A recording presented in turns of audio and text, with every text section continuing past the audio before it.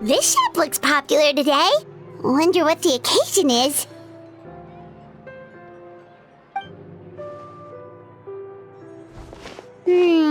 Butterfly Dew Cosmetics now on sale.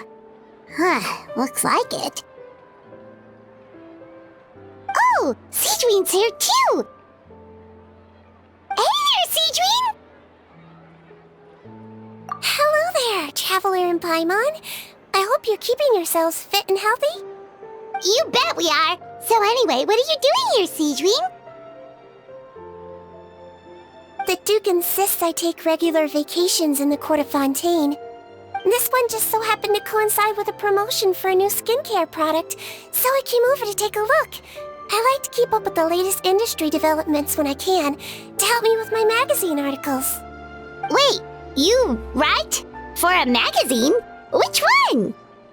It's called Beautés en Fleur, and it's run by the Fontaine Beauty Association. I've done lots of articles about skincare for them, using the pen name Maritime Flower. Oh, wow! You're a Maritime Flower? If Paimon's not mistaken, you're one of the leading figures in the Fontaine Beauty Association!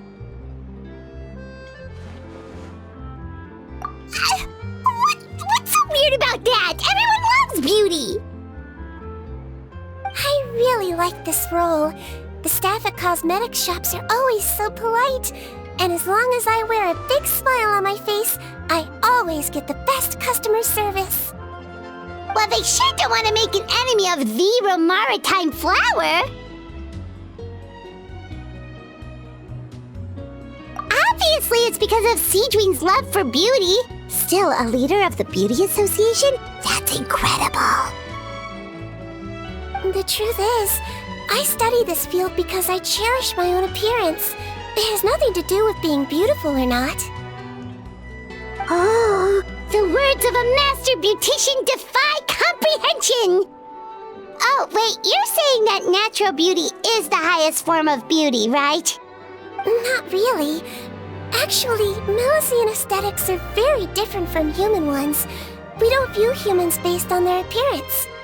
If I had to describe our approach, I'd say it's based on cuteness. Oh, really? Yep. Still, I really value my current appearance, and in the process of taking care of it, I've ended up learning quite a lot about skincare and stuff. It turns out, my knowledge and experience is pretty popular with beauty product lovers. It came as a big surprise to me, though. Oh, Paimon gets it now. But speaking of your appearance, how come you look human anyway? Are you like only half Melusine?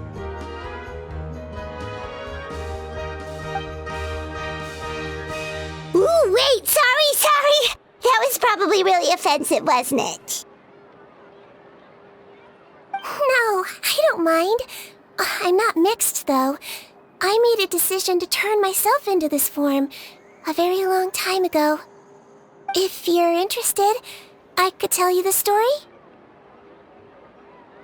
A shape-shifting story? Oh, heck yeah, of course we're interested!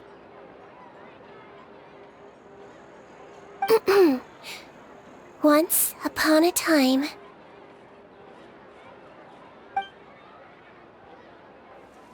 Long ago, humans rejected Melusines, and Melusines feared humans.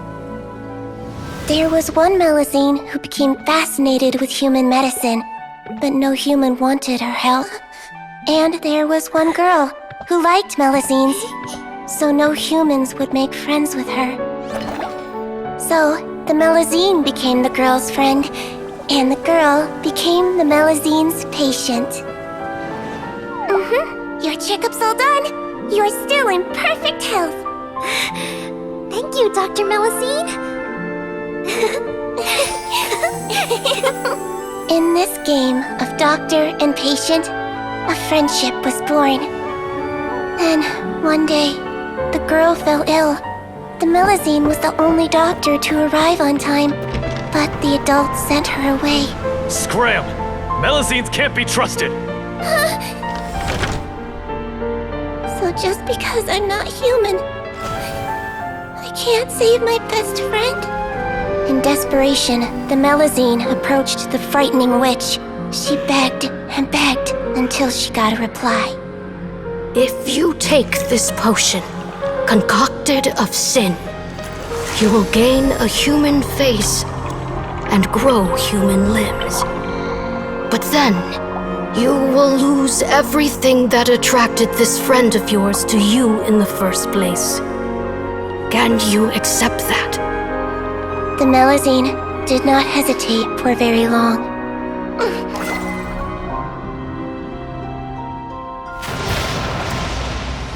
On a rainy night, a little doctor knocked on the girl's door. The doctor wore a hood and raincoat, maybe to protect her from the rain, but maybe also to hide a secret. The little doctor held the girl's hand and treated her illness, just as she had so many times before.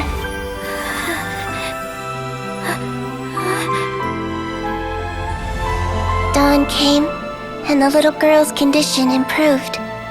But the little doctor was long gone, for she knew her friend would never recognize her again. And so, since then, I've lived my life in human form. Most people who know me just think I was born this way. Ooh. A witch? A potion? Why does this sound like a fairy tale? Trust me, it's a true story. Must be the way you told it then. It just sounds so... Yeah, not every Melusine would take human form to save their human friend. That must have been a huge decision. Treating patients is a doctor's duty. We must always find a way, even when the going gets tough. Ugh. It's so crazy that they turned you away just because you were a Melusine, especially when their daughter was so sick. Well, sometimes appearance can be a real barrier. But that was a long time ago. I like how I look now anyway.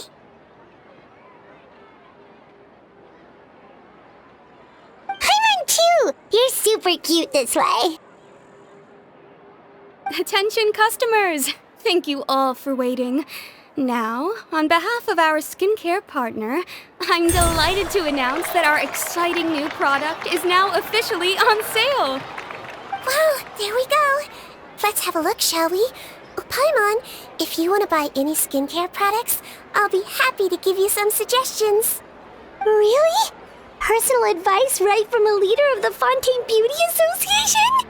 What an honor! Allow me to introduce our newest skin lotion, Butterfly Dew. I'm sure many of you have already read about this product's trials in the newspapers. To say that it improves skin quality is an understatement. This product gets its name from the way it transforms your skin and makes it glow anew, like a butterfly emerging from its chrysalis and spreading its wings for the first time. We are thrilled to have the inventor of this fantastic product with us here today. Please welcome Mr. Rawat, a researcher from the Fontaine Research Institute. Now, without further ado, I'll hand over to Mr. Rawat to tell you all about what Butterfly Dew can do for you. Thank you. Hello, everyone. I'm Rawat, and I developed Butterfly Dew. Wow, what a looker. He's a researcher? Wow, he's really challenging the stereotype. It seems that everyone is surprised by my entrance. Or should I say, my appearance. I'm well aware that researchers are generally better known for their brains than their dashing good looks. In that regard, I do believe I break the mold somewhat. Of course, appearance is a skin-deep way of defining a person. And yet one's appearance can be a very real set of shackles, holding a person back in their life. It can rob a young person of their self-confidence when applying for a job, dissuade a young lady from approaching the one she loves. Our actions are at the mercy of our appearance, and we slowly become the very person that the outside world sees us as. But what if I told you that those shackles can be broken? If our appearance prevents us from changing, then let us first change our appearance itself. Wash away moles, birthmarks, and wrinkles, and they can no longer rob us of our confidence. Replace them with luster and radiance, and we shall never again hang our heads in shame. That is why Butterfly Dew exists. Its mission is to allow us to shed our pupae, undergo a complete metamorphosis, and embrace a new life. Well, whether it actually works or not, after that speech, Paimon's already sold! Mr. Rawat, could I ask if you've used this product yourself? Of course, I tried it many times while I was testing it. You can consider me a product ambassador. Wow, then it's sure to work! Still, I don't expect to convince you just by blowing my own trumpet. So, could I get a volunteer from the audience to try it out? Oh, Paimon volunteers!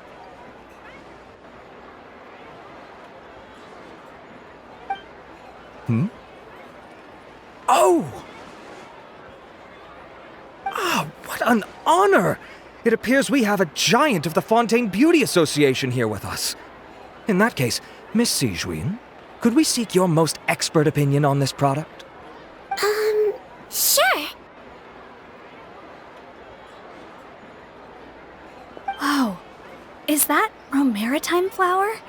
They say she's the pickiest user of skincare products in all of Fontaine. Here you go.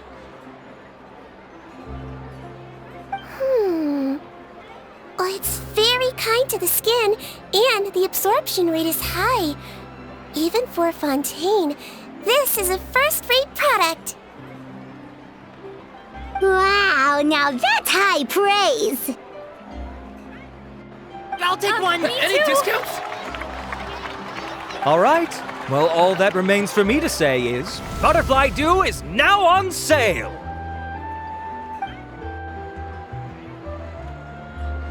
Think we should buy a bottle too? Aww, really? Well, it's still good to care for your skin though, right? Paimon definitely feels kinda rough from being exposed to the elements all the time. And if you're worried about whether it's the right product for you, well, luckily for us, Sigewinne's here, so we can get an expert consultation.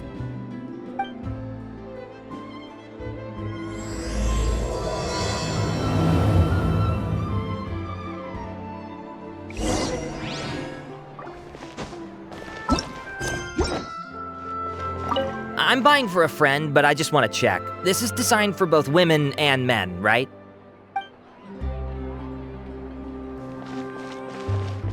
I was looking to switch up my skincare routine anyway. I'm gonna try this out as soon as I get home tonight. Aw, I wish I'd saved up my pocket money. Stocks are running low, so purchase soon to avoid disappointment.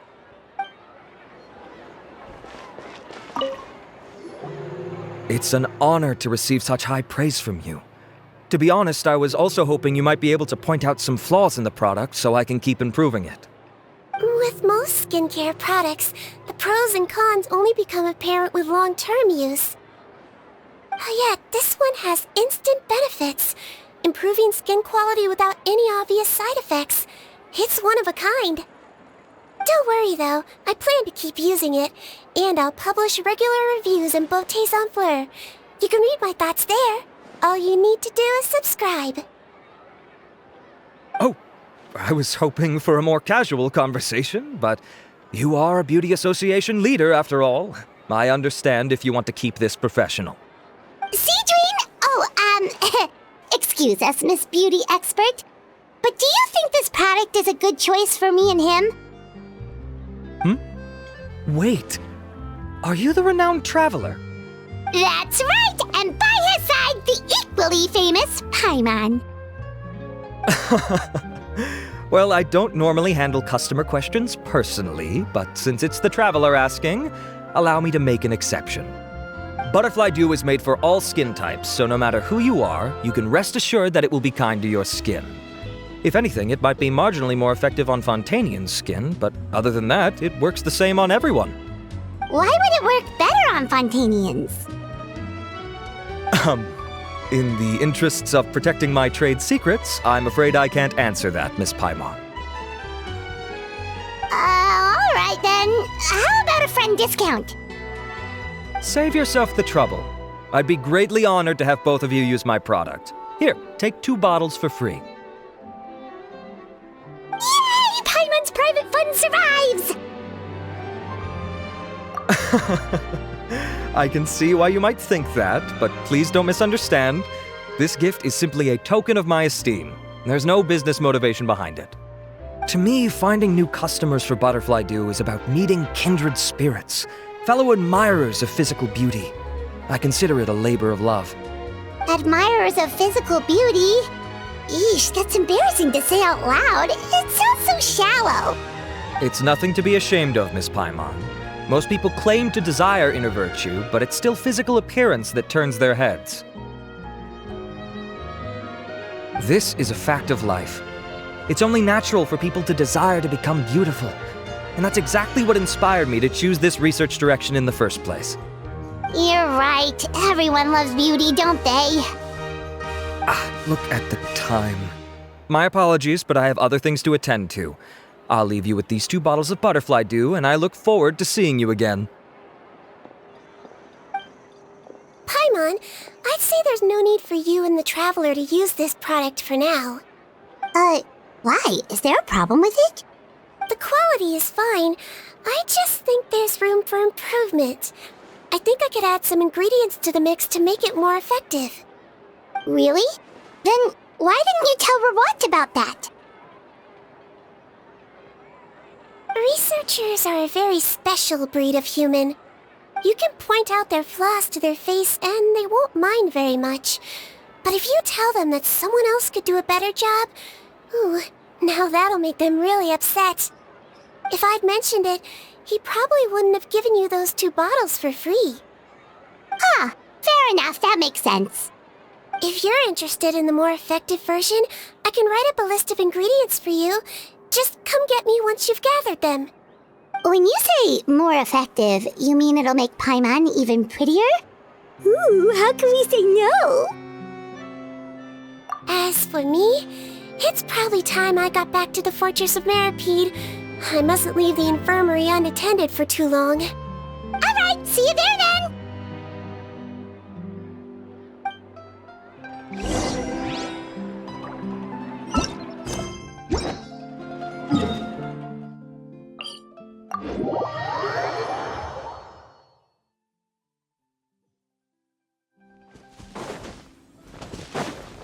Just up ahead, Traveler! The ingredients for Sigewinne should be nearby!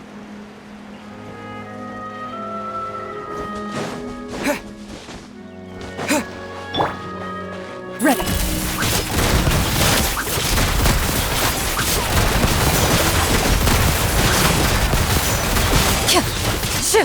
Bellowing thunder!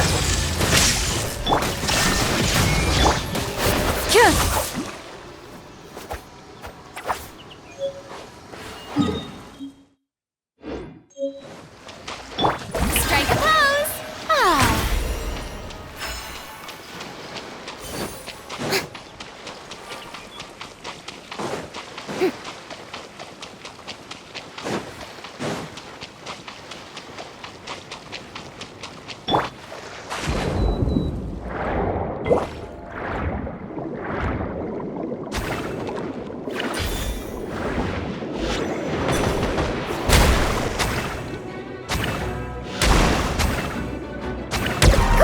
That's everything! Let's head to the Fortress of Mirapede!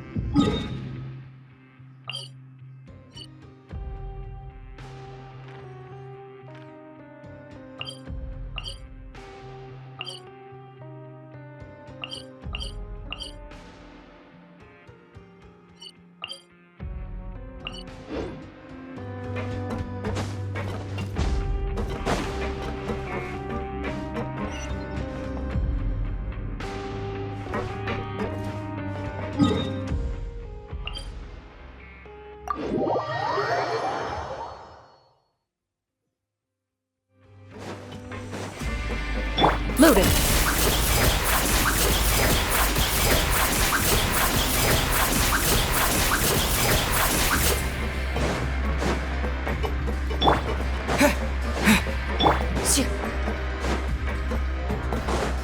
Ready.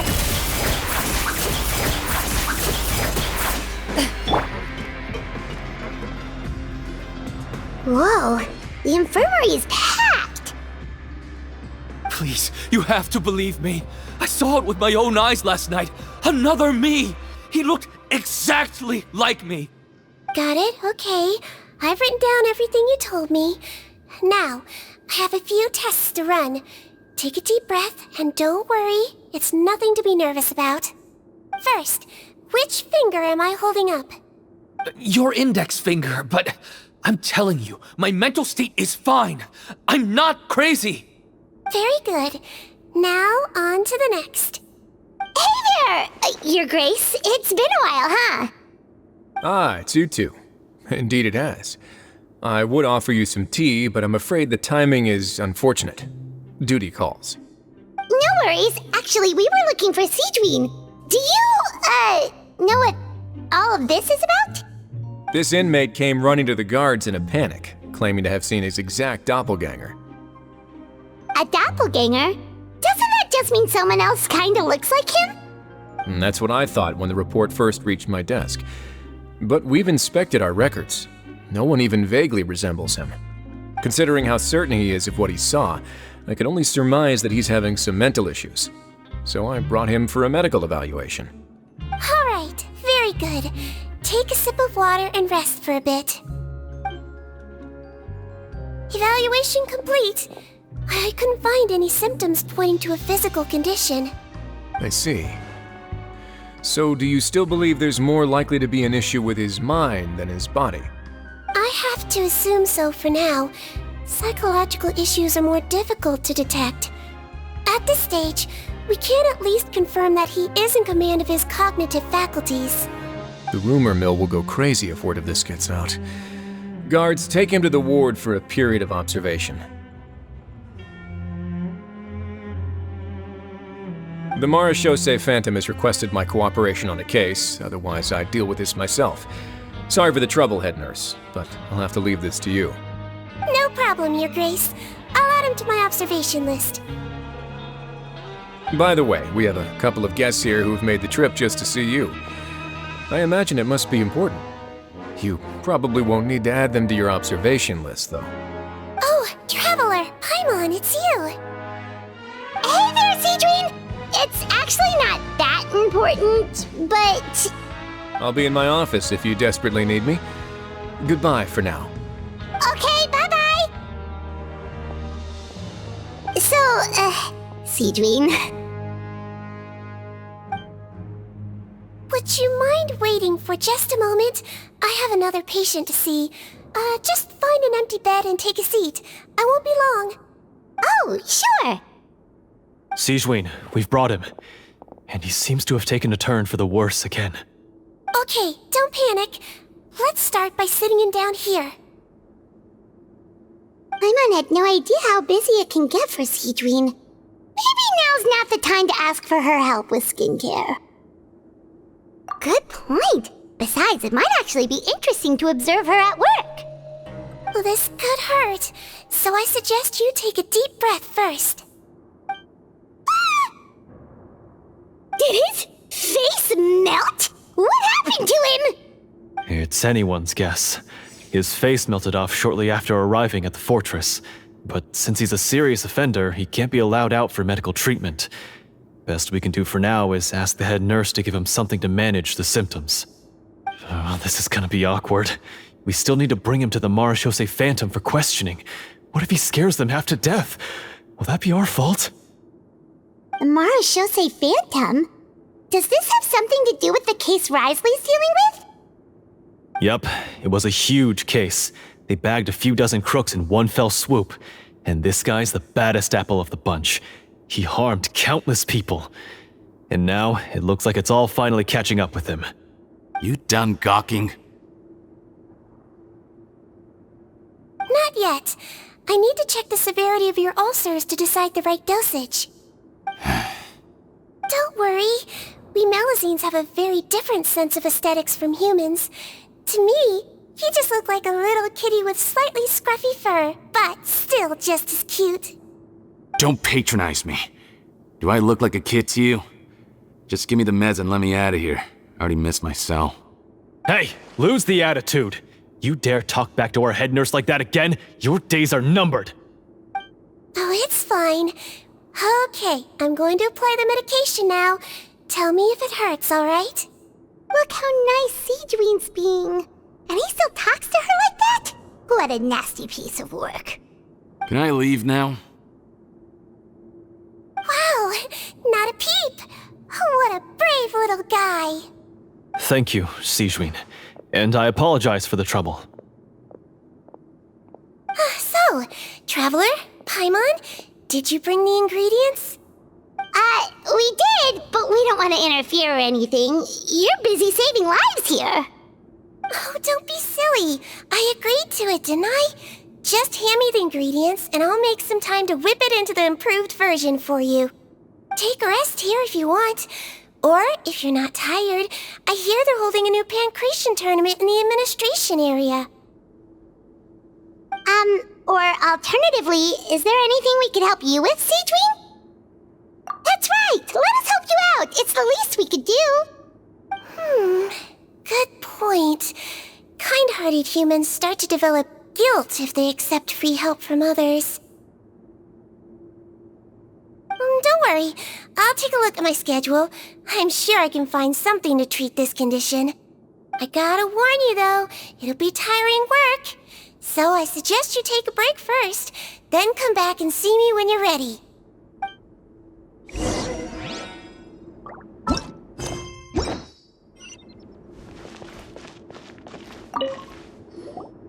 We're ready, Sigewinne! What's our first mission? I found the perfect job for the Traveler. First, I'd like you to lie down in this bed.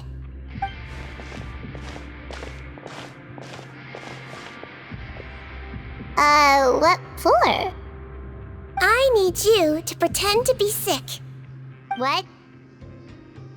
Oh, is it that difficult? I thought you did a pretty good job last time. Oh, so you knew. I sure did. He was way more interesting than the usual malingering inmates, and you played along very well, Paimon. I observed you two for quite a while after that. Well, this is awkward. But why do you need us to do it again now?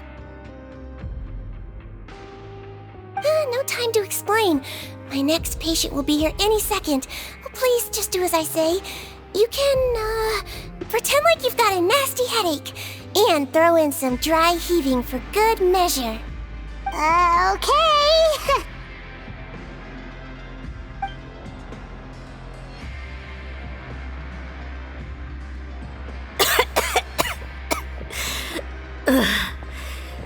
Hey, Doc, it's me. I'm only here because my mom won't stop pestering me about it. So annoying. Your mother has enough on her plate with a busy job. Well, the last thing she needs is to worry about you being sick as well. I know! I shouldn't treat the place like a playground, shouldn't go swimming in the lower levels where we join up with the sea, cause it'll give me a cold and distract her from her work. I thought I'd be able to have some fun here at the fortress for a few days, but it's always, don't do this and don't do that. All right, sit yourself down and I'll take your temperature. Your fever still hasn't gone down. Well, here's your medicine. 1 cup for starters, and we'll see if it helps. But Doc, it's so bitter. Do I really have to drink it? I mean, I'll be fine, right? I've got an uncle who caught a cold. His fever went away on its own after a couple days. Can't you just write me a note saying I'm on the mend? I just need something to keep my mom off my case. I sure can. You're a very brave boy after all. Huh? Brave? What makes you say that? Well, if you want to rely on your own immune system to clear up your fever, then you'll have to tough it out like this guy.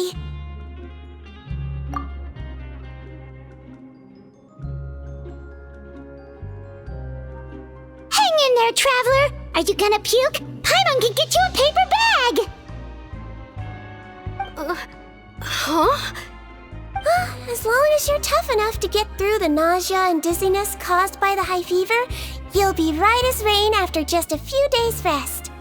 And if I'm not tough enough? Hey! Wake up! Wake up! Put it this way. At least you'll never have to see the doctor again, right?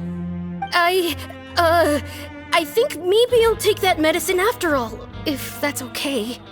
Oh, of course. Here, it's still warm. It's so bitter. All done. Great job, you two. That kid really doesn't know what's good for him. His mother's a guard here. She's been working back-to-back shifts lately, but unfortunately his father's away on a business trip right now. She had no choice but to bring her son here for the time being. He was quite happy at first. He seemed to think that the Fortress of Meropide would be all fun and games. So you made us put on that act just to scare a kid into taking his medicine? That's a pretty sneaky trick. Seems like there's a whole side to Sigewinne we never knew about. It's a technique I learned from my teacher. Oh, you had a teacher? Was she a Melusine doctor too? She was human. She passed away a long time ago. Oh, sorry. No, it's fine. I really liked my teacher, so it's always nice when I get to talk about her with other people. She was a traveling doctor, and since she didn't have a clinic, she'd go out and visit her patients wherever they were. Dealing with the badly behaved ones was her specialty. She used to say, if you can scare the little brats into taking their medicine, you won't have to hear them wailing and screeching when their condition gets worse.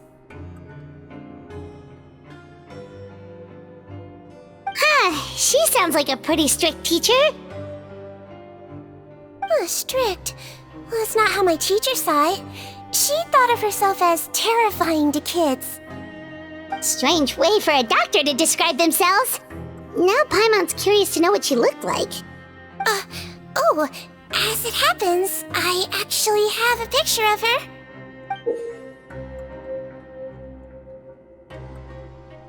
Oh, wow, yeah, okay, that'll terrify the kids.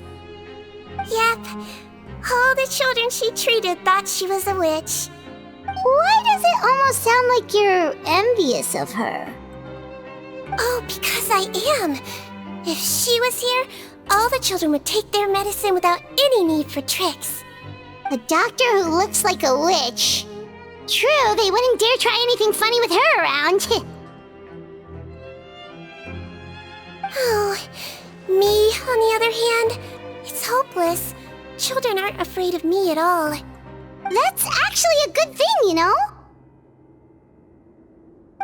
My next patient should be arriving now. Would you mind lending me a hand again? Sure thing! On to the next mission!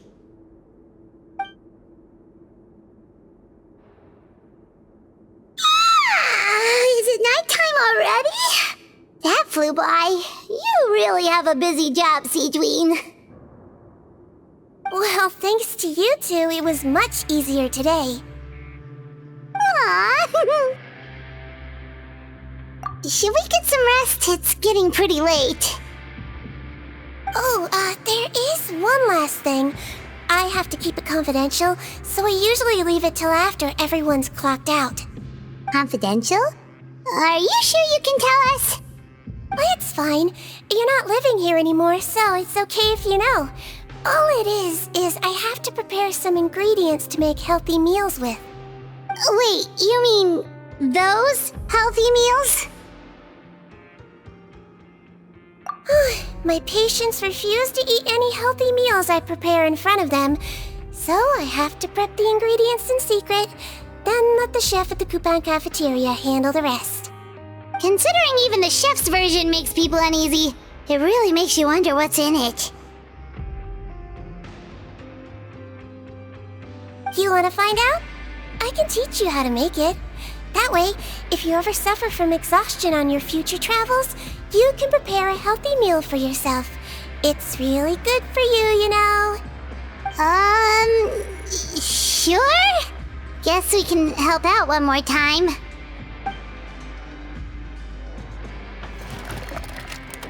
The ingredients are ready. Now, put them on the table and add them in the order I tell you. First, we add this special slime condensate, stir it thoroughly, then pour it in. See that? It adds elasticity. It looks just like tasty jelly, doesn't it? Yeah, it really does! Until you remember it's slime condensate. Next up, xenochromatic crystals. You want to crush them up into a fine powder, like powdered sugar. Wait, are those from Fontimer Aberrants? Are you sure they're edible? Finally, we'll need some high-protein meat. Frogs are an excellent choice. You just need to clean their innards, and then you're left with some lovely tender meat. Oh! Frogs. And we're done. All that's left now is to pack them into lunch boxes and hand them to Walsey. Yesterday in the production zone, I noticed an inmate who's been working for 2 days straight. That means it's a healthy meal for him tomorrow. Sigewinne really does have the inmate's best interests at heart.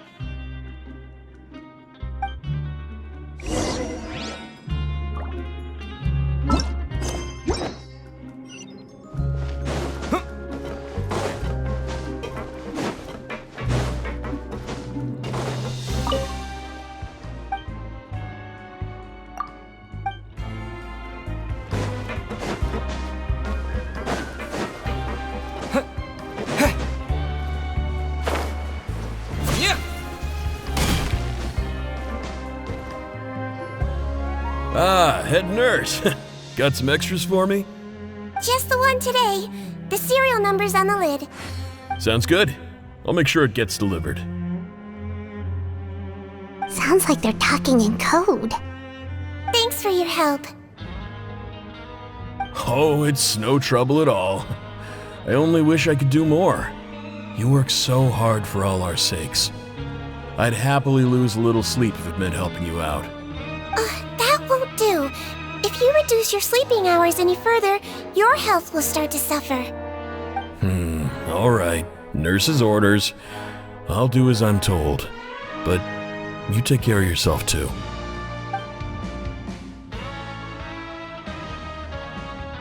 Well, I'm done with work for today. Thanks for helping out, you two.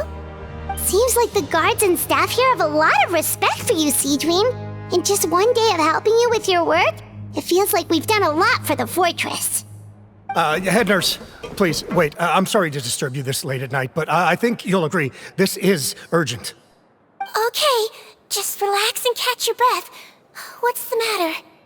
The guard at the observation ward, Odilon, he told me to pass on a message to you. One of the inmates there, the guy suffering from possible hallucinations, well, he seems to have made a sudden recovery, and now he wants to apply for permission to leave the ward. Huh? Already? You were right to tell me.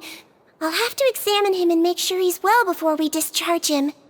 Looks like we've got one job as medical assistants left. We'll come with you.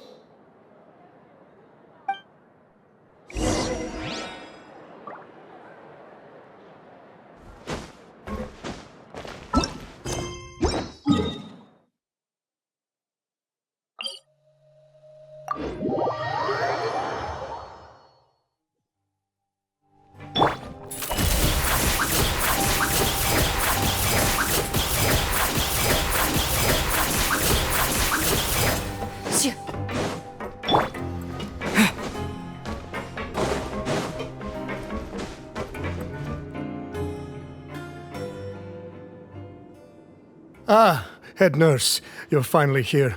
I'm so sorry for all the trouble I've caused you, but I believe I've now made a full recovery. After giving it some thought, I'm sure that I was probably just seeing things. Stress-related, I imagine. I'd been working long hours, so I definitely wasn't in the best state of mind. I totally understand. Still, I have to give you an examination before I can discharge you, okay? So, take a deep breath and don't be nervous. It'll be the exact same procedure as we did this morning. We can start whenever you're ready. Again, so sorry. I was in such a state this morning, I barely recall anything. Would you mind taking me through it again? Oh, not at all. It's a lot to remember. First up, we have a little cognitive test. Just concentrate and you'll be fine. To start with, which finger am I holding up? Your pinky.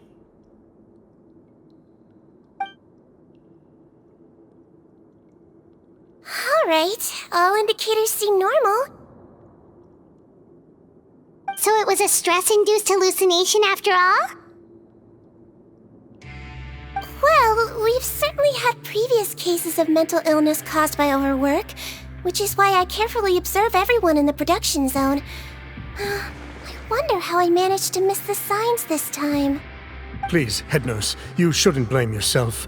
I'm just still adapting, that's all. Pushed myself too hard, and I guess I couldn't take it. Thanks for looking after me. I'll be as good as new after a good night's sleep. And if you can give me the okay, I know I'll sleep better back in my good old dorm. It can be difficult to relax in an unfamiliar environment. Alright then, you can leave the ward. I suggest you take 2 days off to focus on your recovery. I'll take you off the observation list for now, so you're officially discharged. Great. I can't thank you enough, head nurse. Mr. Odilon, could you escort him back? Of course. I'm on guard duty in the administrative area tonight, so nothing will go wrong. You have my word.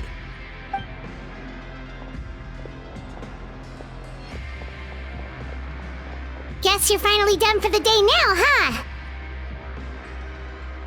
Yep. But I still haven't gotten around to making that improved lotion for you yet. Oh, no rush! Seriously, it's super late now. You should go get some rest too. Well, tomorrow it is then. Good night, Traveler. Good night, Paimon. Hope you sleep well. Oh, don't you worry. We will. After a productive day of work, we're both gonna sleep like a log. Yeah, sleep tight, Sigewinne. See you tomorrow.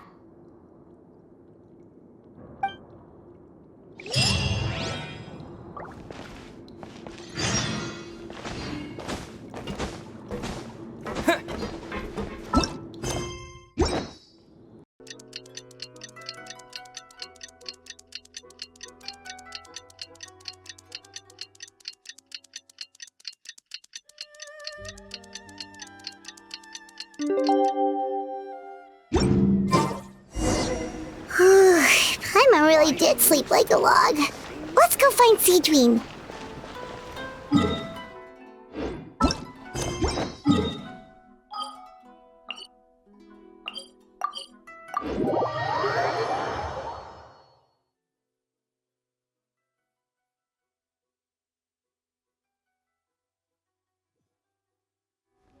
Into the shadows.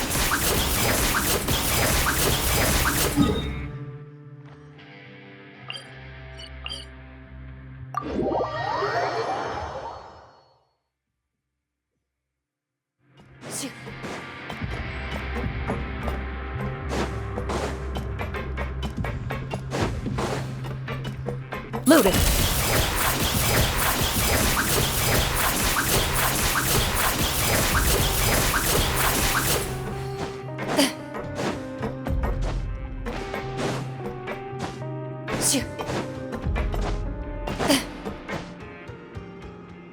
Whoa! How is the infirmary even busier than yesterday? Good morning, Traveler and Paimon. I have a few people here for a checkup, so you might need to wait for a while. No problem. Anything we can do to help? There's a bit of a complicated situation here. I'm still getting to the bottom of it myself. You have to believe me. I'm telling the truth. You're in a medical facility. Keep it down. Please, listen to me. I'm not Gascon. I'm Uy. You're a horrible liar, you know that? We get all your mugshots with the arrest warrants. It's clear as day that you're Gascon.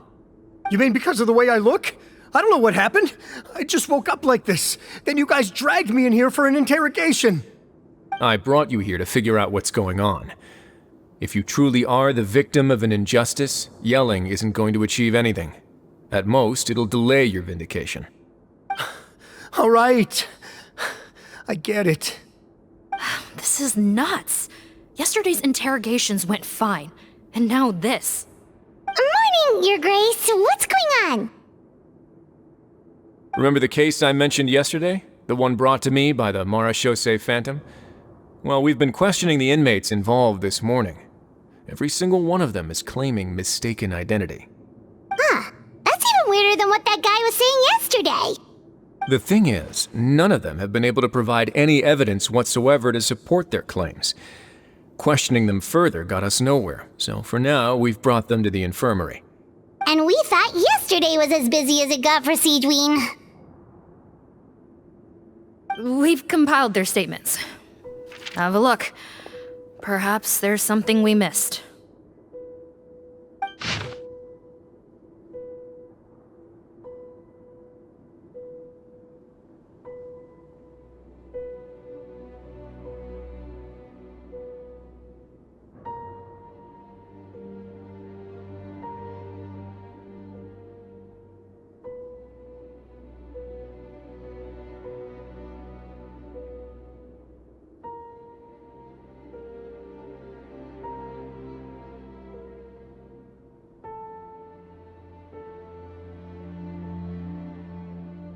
Wait.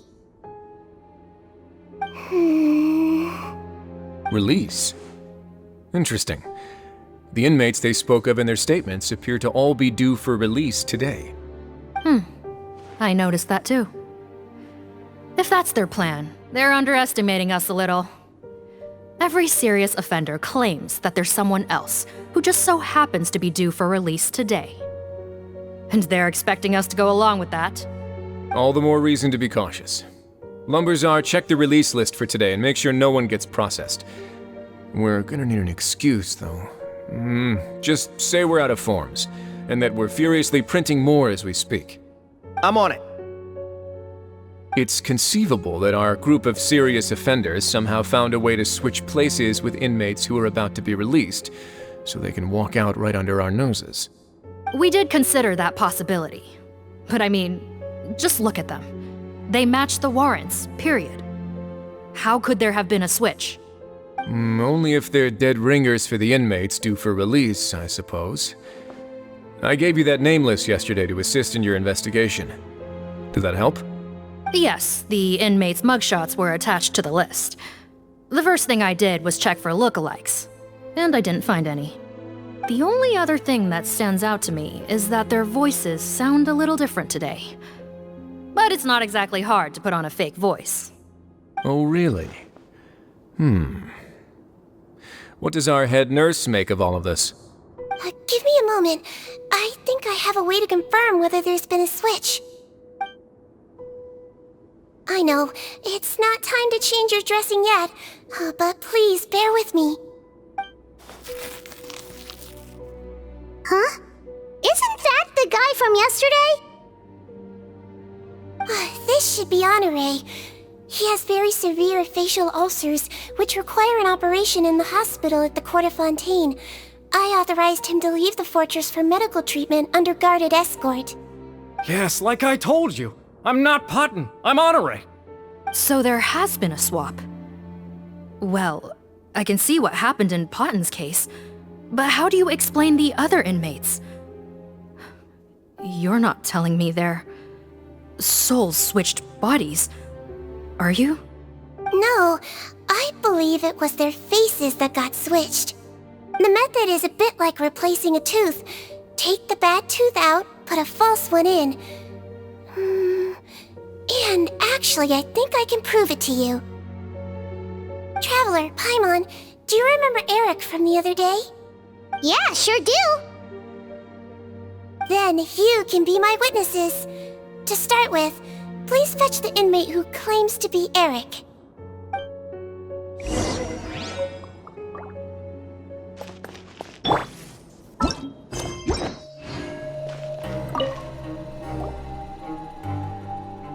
So, you're Eric? Yes, head nurse. It's me.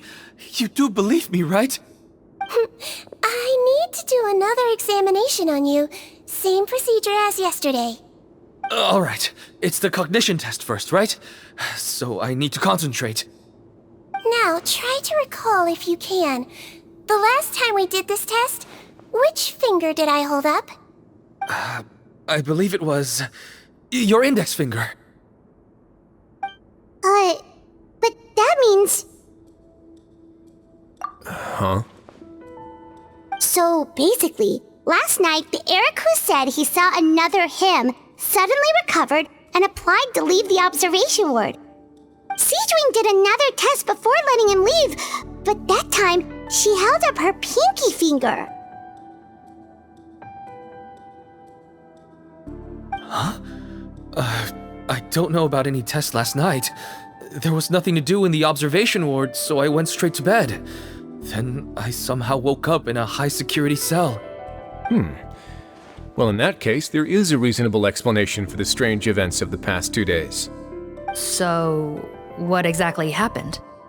The gang of serious offenders wanted to break out of prison, so they identified a group of scapegoats, namely inmates whose terms were almost up, and planned to switch appearances with them. Last night, when Odilon was on duty, they ambushed him and had one of their group switch appearances with him using their face-swapping method. That allowed them to avoid scrutiny from the other guards. Then, once all the other inmates were asleep, Odilon spent his night shift carrying out the remainder of their switcheroo plan. However, they made one mistake. Henri changed his appearance to match Eric's earlier than he should have done, and ended up being spotted by the real Eric. Real Eric came to the guards for help, but we didn't know then what we know now, so we put it down to hallucination and sent him to the observation ward. However, since one of the gang members was posing as a guard, they simply changed real Eric's appearance and had their Eric take his place, muddying the waters even further.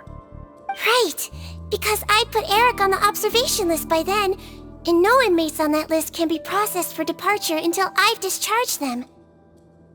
Hence why the imposters had to pull that little stunt to get fake Eric off the list. Yeah, it all makes sense now! The Duke cracked the case! Well, I can't fault the reasoning. But I'm afraid that we ruled out the possibility of face switching very early on in this process. Criminals altering their facial appearance to commit crimes is nothing new.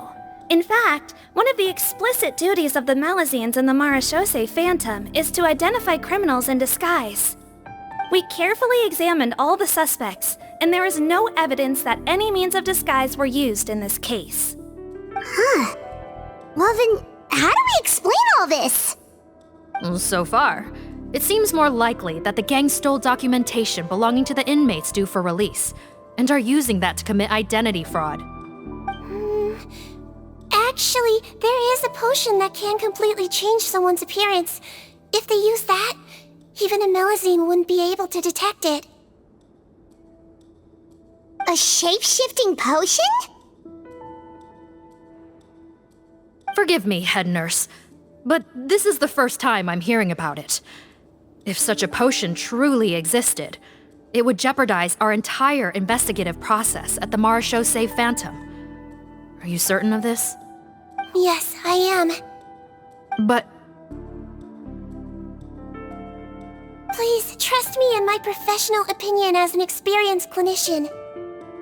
At the same time, without any solid evidence, it's pure speculation. If we can round up all the inmates suspected of switching places, then have a little talk with both sides, we might just get our answer. Yep, let's do that. Okay. Well, it was our negligence that meant we had to come and conduct these post-internment interrogations. And I know it's put you out. We'll do it your way. Your Grace, bad news. I paused the releases like you asked, but we were too late. A bunch of people already got processed 2 hours ago. I checked the list, and sure enough, it's all the people who gave statements. 2 hours ago? That's before today's interrogations began. They had this all planned out. So there really was a switch after all. They really pulled the wool over our eyes on this one. We should be able to catch up with them if we leave now, right? Not if that potion is real. They can just switch faces again after leaving the fortress. And if the Marechaussee's Melusines can't even spot them, we wouldn't know where to start searching. Yikes! So we're at a complete dead end!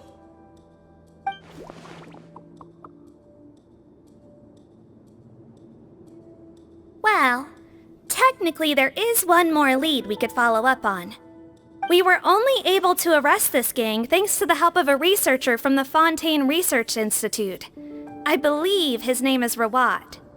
Oh? Rawat? Isn't that the handsome guy we met at that skincare promotion?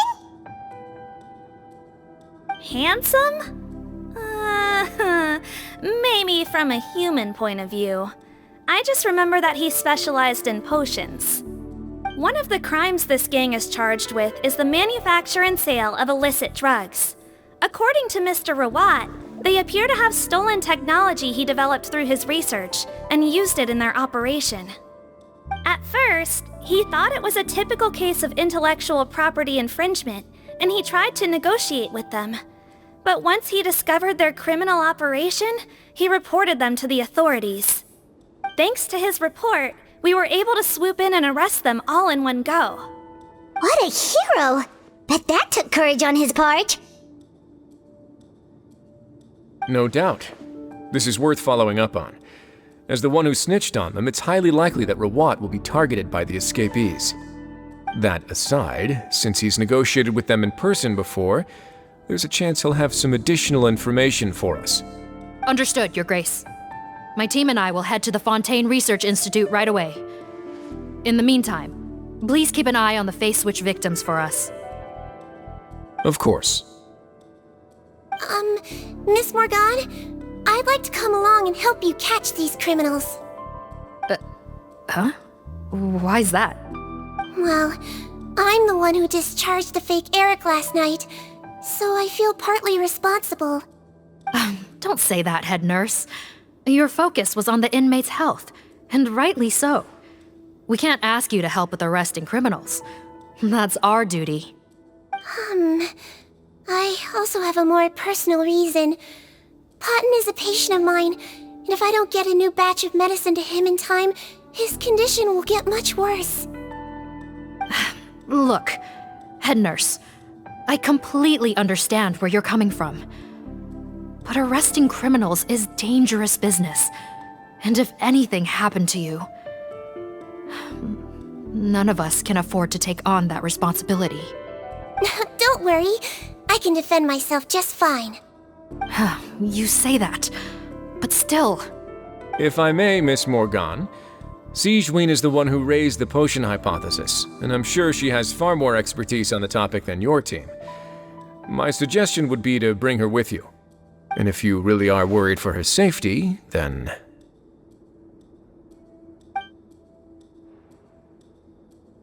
Ah, there you go, right on cue.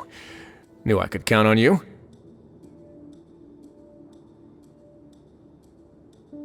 Okay. Well, since this plan has the Duke's blessing, far be it from me to refuse. We should head off immediately. Time is of the essence.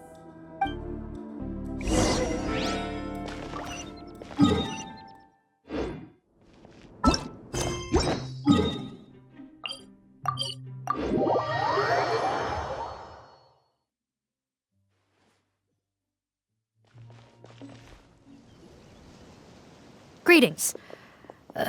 Sorry to impose, but I'm afraid we're here on urgent business, and we're gonna need you to cooperate.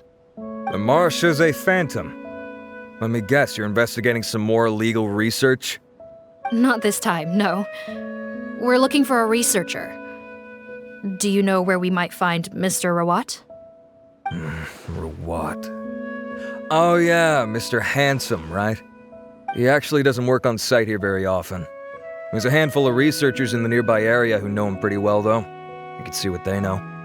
Just a handful? Paimon figured he'd be the most popular guy around.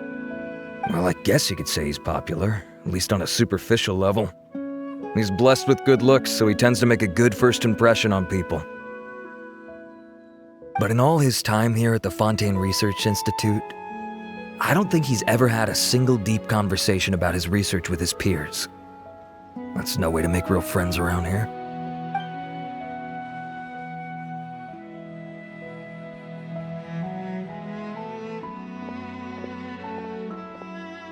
That's so weird. He definitely didn't come across like a recluse at that product promotion. Oh, I don't find that weird at all. He definitely didn't strike me as the kind of guy who's good at making friends. Really? Paimon couldn't tell. Must be a Melusine perception thing. Okay, we should talk with his acquaintances. But we also need to check the Research Institute for any clues. Let's split up. It'll save us some time. Sure thing. We'll go ask around among the other researchers with Sigewinne. Paimon's suddenly kinda curious to know what everyone really thinks of him.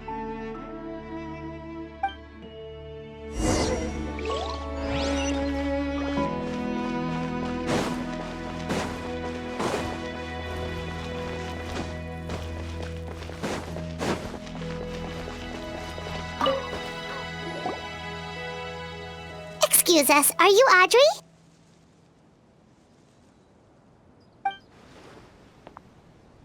That's me. What is it? Are you close friends with Rawat? We're trying to find out where he is. Close friends? You mean because I told him I had feelings for him once? I doubt I'm the first or last at the Institute to make that mistake. Why would you single me out as a close friend? I should have known, really. Men like him, they just enjoy being surrounded by fawning women. They're not interested in a serious relationship. Okay. We were just kind of wondering if you might know where we can find him. Why would I know where he's at? I barely know him, and he probably doesn't even remember me. Ugh, this is getting annoying. Shall we go ask someone else?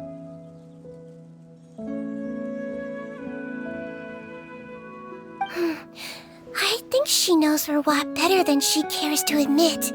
If we leave now, it might be a wasted opportunity. Maybe, but we're not going to get much out of her while she's in this state, are we? She's displaying symptoms common among people in love, if that's what you mean. But I know a cure. It's curable? Oh, we're still no closer to finding Mr. Rawat. Oh, by this point, he could be in grave danger. Danger? Wait, why are you looking for him again? Oh, that's right, yeah! The Marechaussee Phantom said that he's been targeted by some pretty bad people. We need to make sure he's safe. What? How has this happened? He seemed fine when I last saw him, and that was only a couple of days ago. Just happened to run into him, of course. Oh, I see. Well, do you have any thoughts on where he might be right now? Okay, but this is purely out of concern for his safety. If he's not at the Institute, he might be at his mother's place. I heard she raised him alone, that they had it pretty tough financially, and these days she's housebound due to illness. He makes regular trips back home to check on her. Oh, okay. Do you know the address? Nope, sorry. I only found out the thing about his mother because it came up in conversation once. I was just trying to find out more about him, so I could get to know him better. When I told him I had a crush on him, I offered to help him take care of his mother. And yeah, maybe that was a stupid idea, but did he really have to yell at me for it? It's like, fine, I can take no for an answer, but what's with the temper tantrum? Unbelievable. These guys only want to show you their charming, well-groomed exterior. They can't stand it when a few home truths shine through. Looks like her love syndrome is flaring up again. We need to find out Mr. Rawat's mother's address. Let's check with the Marechaussee officers when we regroup. Cool, sounds like a plan.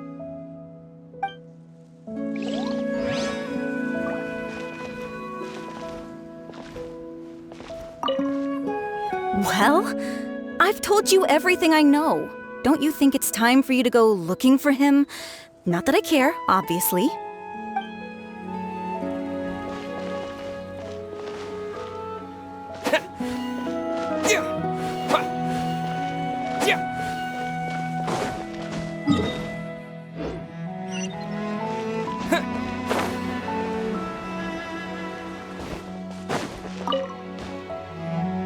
Hey there, are you in Teep?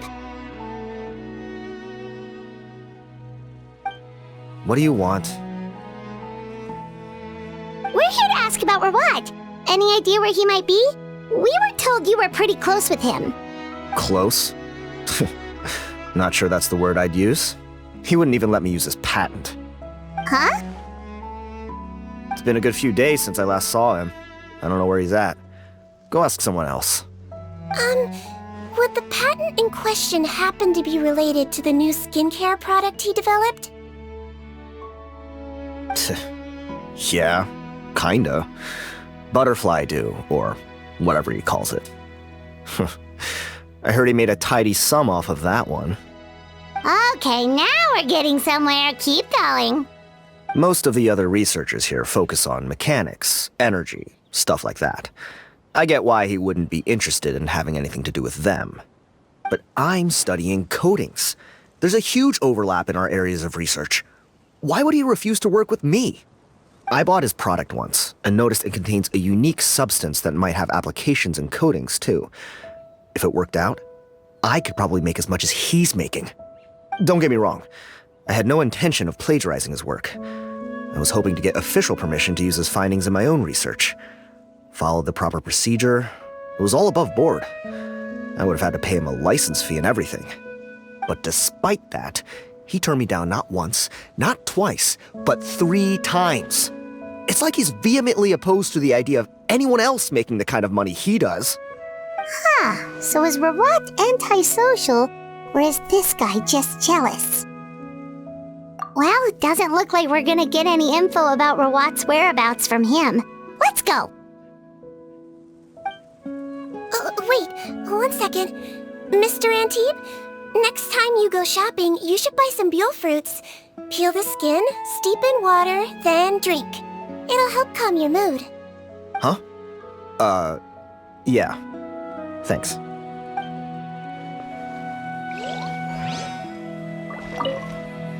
Gonna have to cut this chat short. I have a patent application to write.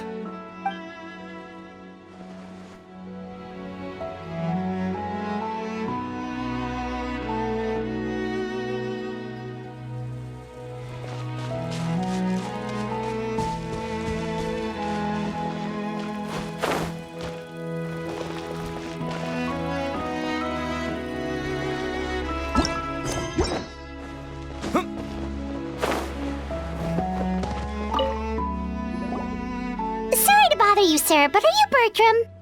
Who's asking? Just some concerned citizens helping out the Marechaussee Phantom with an investigation. We'd like to ask you about Rawat's whereabouts, if that's okay. We're told the two of you are pretty close. Not anymore, we're not. Turns out we don't see eye to eye. Oh yeah? What happened? The thing about us researchers is, most of us do what we do for some sort of higher purpose. But not Rawat. All he cared about was how to commercialize his findings. He won't even let you work with him unless you sign a confidentiality agreement first. Also, he has better control over who gets which intellectual property rights. How are you supposed to get any meaningful research done working with a guy like that? Now that I've got my own technical solution for my compressor, I don't need to work with him anymore. So that's what Rawat is really like.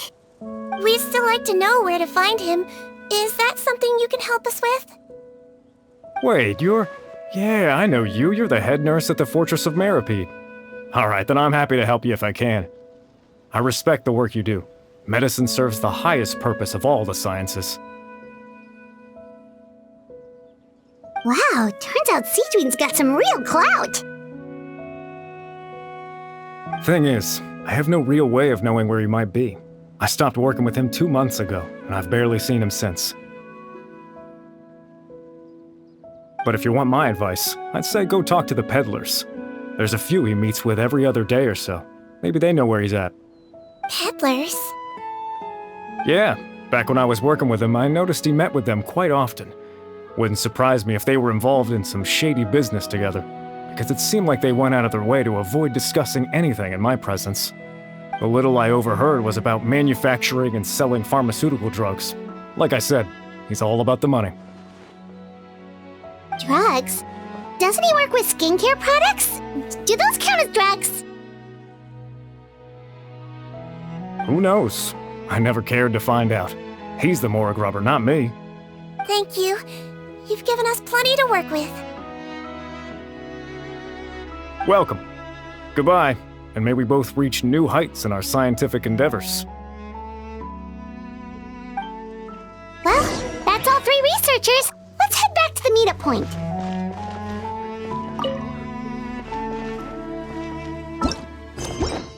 If my research project works out, the development of underwater spaces should become much easier.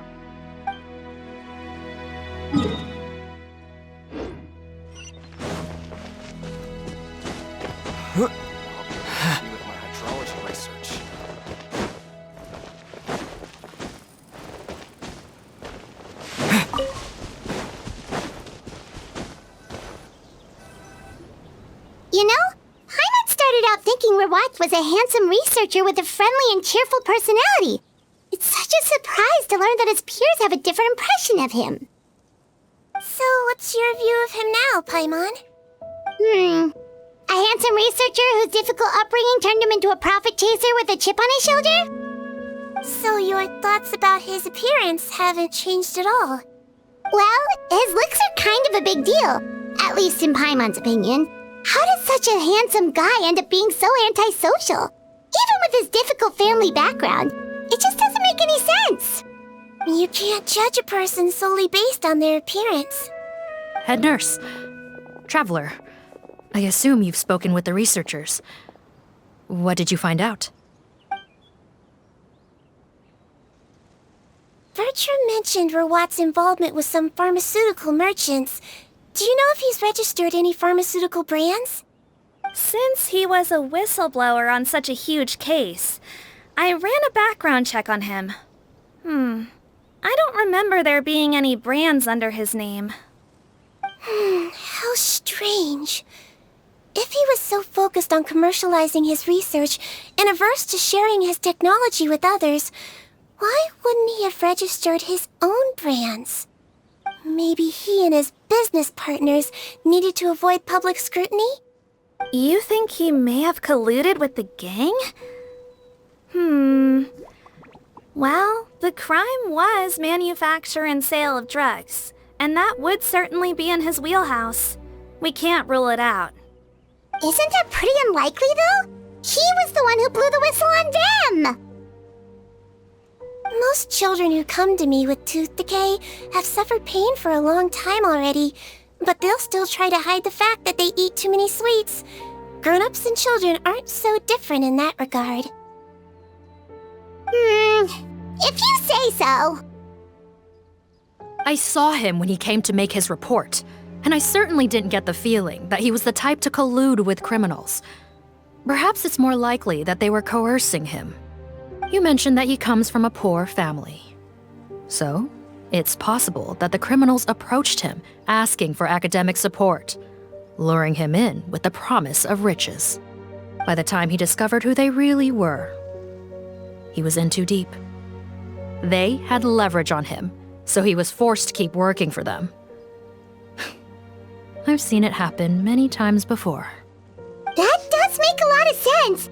It would definitely explain why he was so unwilling to cooperate with his fellow researchers. No wonder he's so unsociable. He must be on edge all the time with a gang of crooks breathing down his neck. In that case, the situation could be worse than we thought. If Rawat was working with the escaped inmates, they're sure to know more about his whereabouts than us. Oh, there's a good chance they'll get to him before we do. Based on the information we've gathered so far, he was last seen 2 days ago. If no one's seen him since, maybe we're too late. 2 days ago? So he went missing right after that product promotion.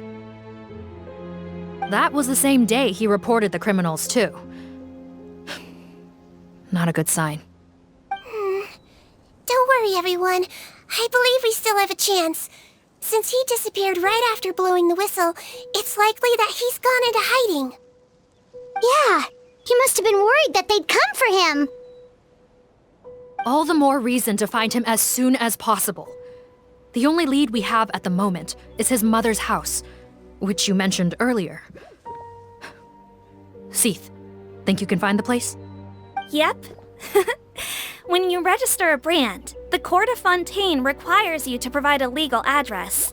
The one Rawat wrote down was in the outskirts of the city. That should be the place. Okay, then there's no time to lose. Let's move.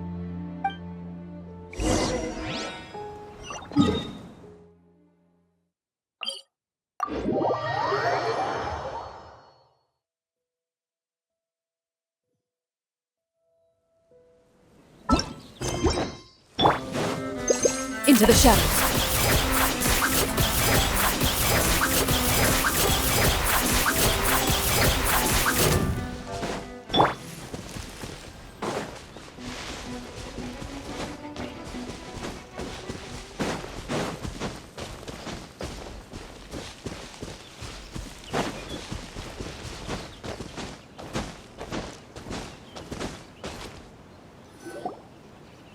All right.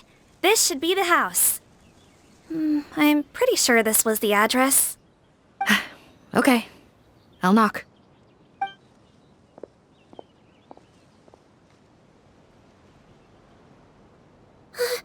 Sounds like whoever's inside has restricted mobility.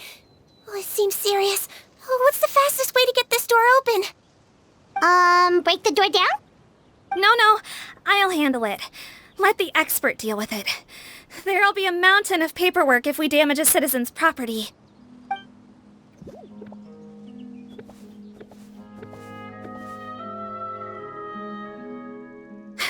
Calm down. Deep breaths. Remember your training. Control your strength. And... it's open! Seath, take a few people and lie in wait. Keep your eyes peeled for any activity around the house. The Traveler, Head Nurse, and I will go inside.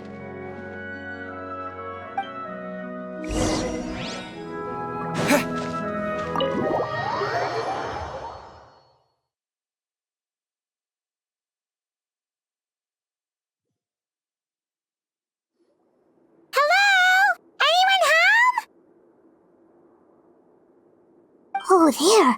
On the bed, there's an old lady. That's gotta be Rawat's mother, right? She doesn't look like she's in any state to be answering our questions, though.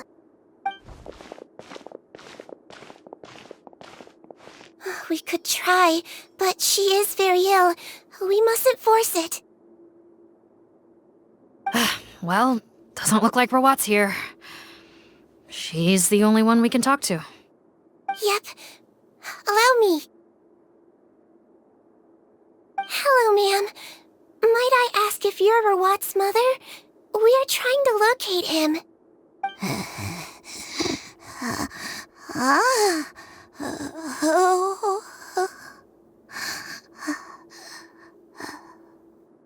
Hard of hearing, perhaps.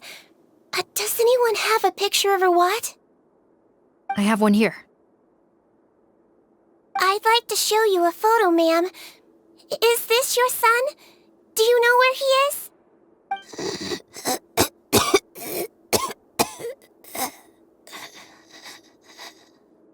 Looks like this isn't gonna work after all. Well, looks like we're out of leads. If Rawat's not here, things are looking very bad for him. Is it possible he could have avoided returning here because he knew he'd be in danger? Maybe. But if so, where do we look next? Maybe we should take another look at the Institute. Guess so. I suggest we all return there now. We found a good amount of useful information the first time, but perhaps there's something we missed. This is our last hope. Sorry, officer, but could I stay here for a while? This patient requires some care. Of course. Traveler, stay with the head nurse. You're technically here as her assistant after all. Also, I'd like some Marechaussee members to stay as well, and keep an eye on the area. Why's that? If Rawat knows how serious his mother's condition is, he will return. Got it. Okay, I'll tell the squad members in hiding to stay put and keep a lookout. Thanks for helping me out yet again, Traveler and Paimon. No problem. But when you say her condition is serious, do you mean... Yes. She's barely clinging on to life. Oh.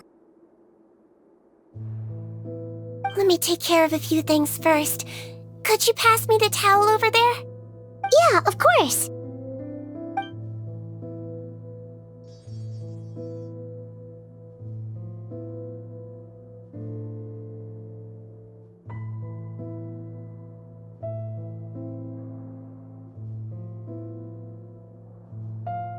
I can tell that her family has tried a lot of different treatment methods, including some very expensive medicines. Unfortunately, her condition is so multifaceted that a recovery looks all but impossible. Sigewinne. Paimon bets being a nurse must be pretty tough at times like this. Yes, it makes me a little sad. In Amelizine's eyes, a human's birth, aging, sickness, and death are as much a part of natural law as sunrise and sunset. But human medicine can defy that law to some extent. In that sense, it is a science of miracles. That is why I became fascinated with it in the first place. But it was only after I truly became a doctor that I realized miracles don't always happen.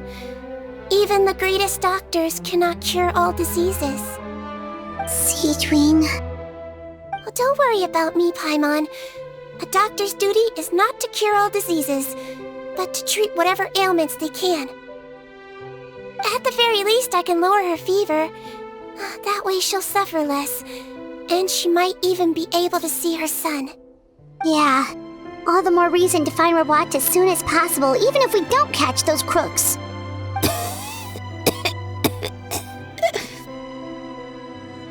Oh, her fever is getting worse. Could I get some hot water?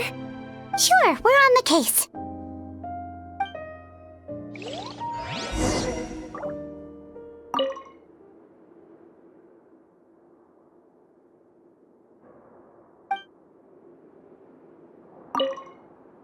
I'll take care of her. Fetch me some hot water if you would.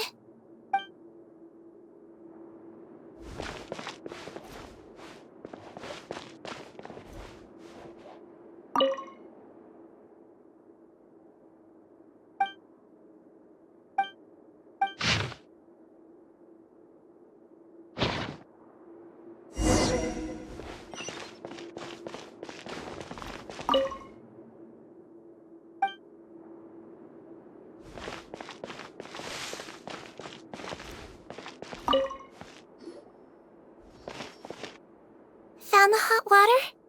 Sure did. And look what else we found.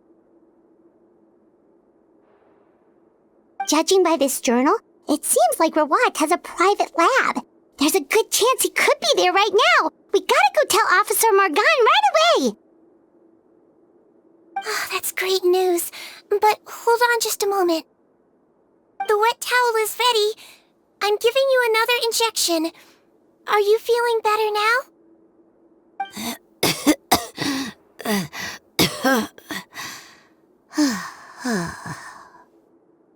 It's all right. We'll go bring him back. Please hang in there. Thank you.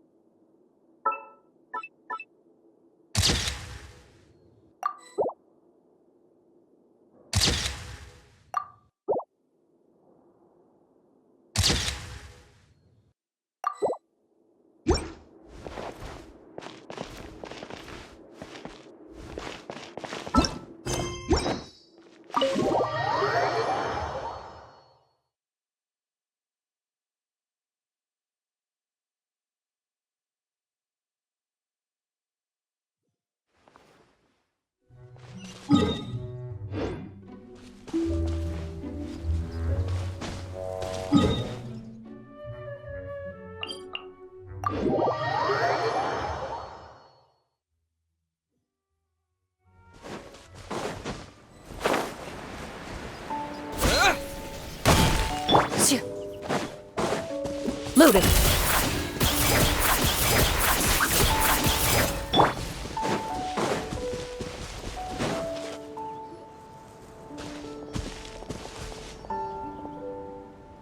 It's Officer Morgan! They're already here!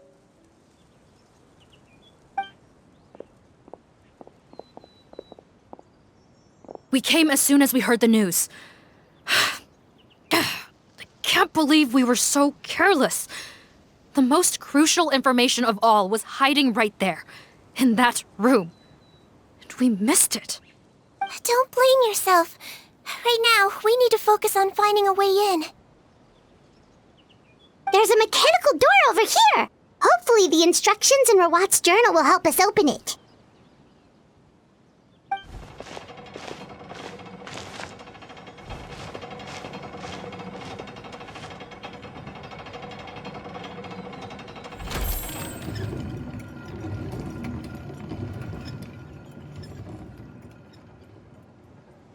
It's open. Let's go in.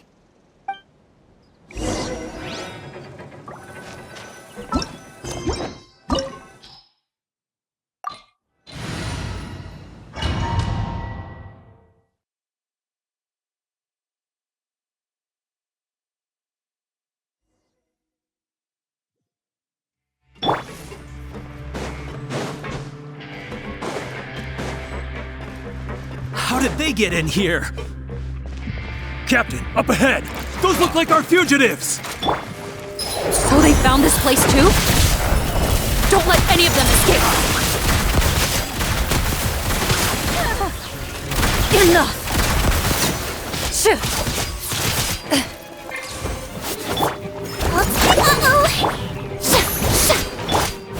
There is no escape! That tingle? Following thunder! Inazuma shines eternal!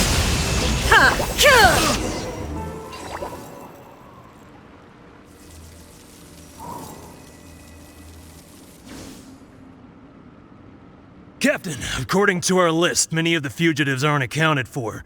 There may be others hiding deeper inside the facility. Ah, so these guys were just the lookout crew.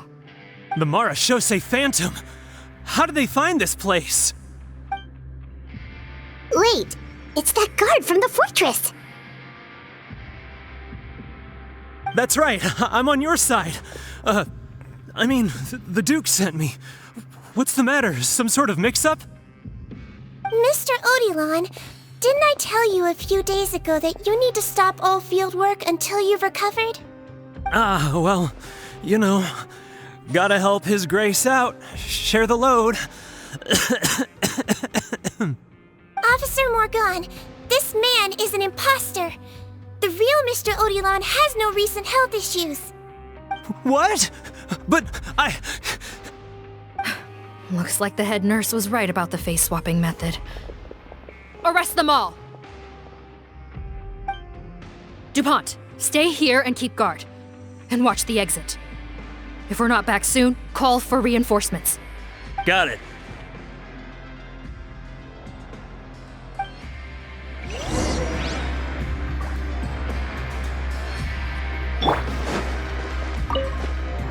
Don't worry, I got this covered.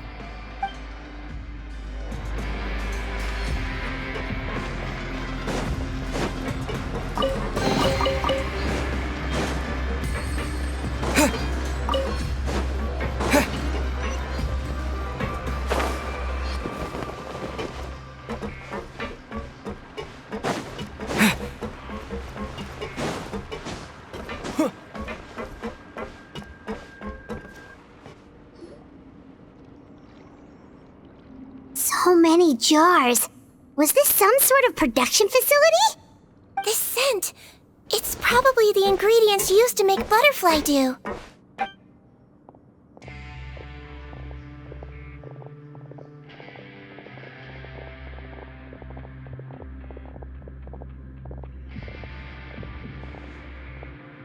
How come they're all empty? Did it sell so well that he ran out of supplies? How strange. Why would Rawat choose to manufacture a popular product like that in such a difficult-to-reach location? Given our suspicion that he may have been coerced into the illegal drug trade, I would have thought that any production facility we find here would be used for illicit purposes. Perhaps butterfly dew is itself an illegal drug. Do you have any evidence for that claim? No, just a guess. We need to find Rawat as soon as possible. He has all the answers we need. Understood. Well, let's not linger here. Let's go. Come on.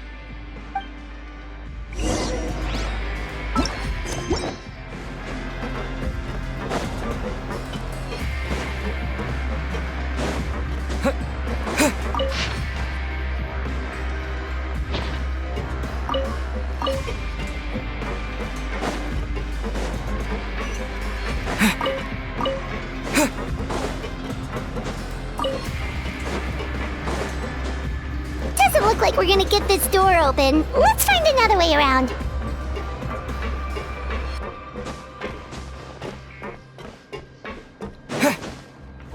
This one's closed too! What's with those carts and tracks? Oh, maybe it's one of those doors that opens when it senses cargo passing through. There's a loaded cart right over there. Let's bring it to the door and give it a try!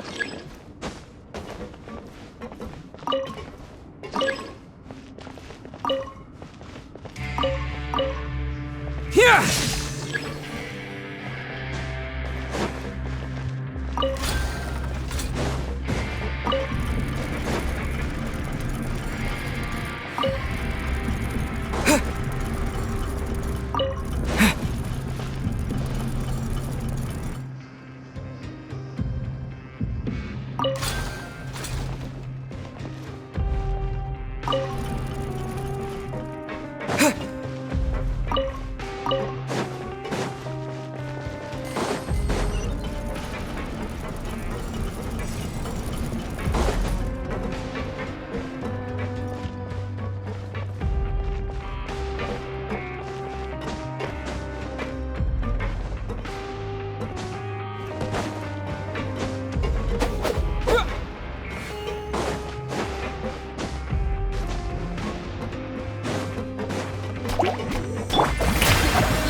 Into the shadows.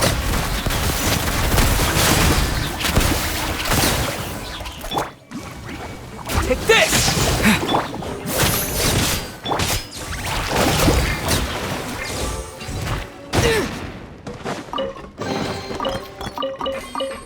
Loaded.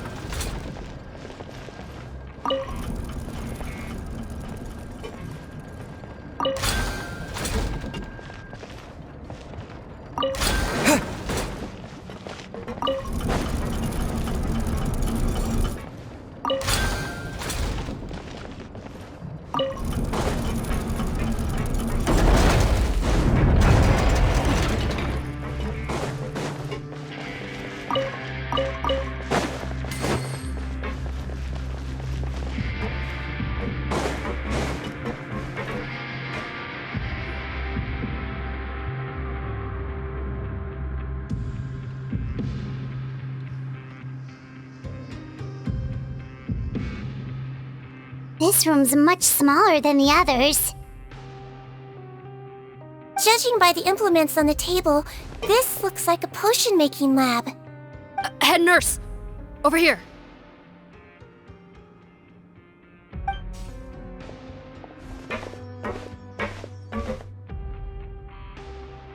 Let's see. Huh? Rawat's clothes? Why would he change here? Perhaps they stripped him down, left the clothes behind, and disposed of him somewhere else? Yikes, Sigewinne, where did that come from? Oh, what a tragic way to go. Especially with such a bright future ahead of him.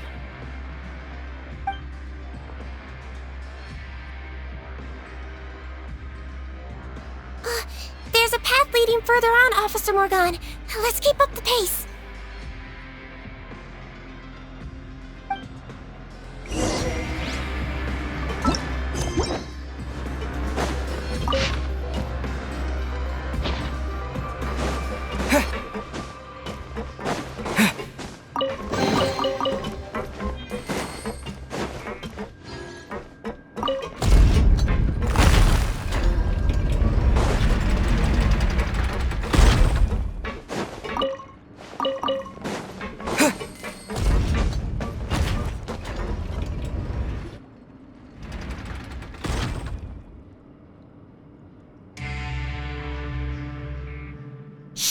There's a whole bunch of people in there!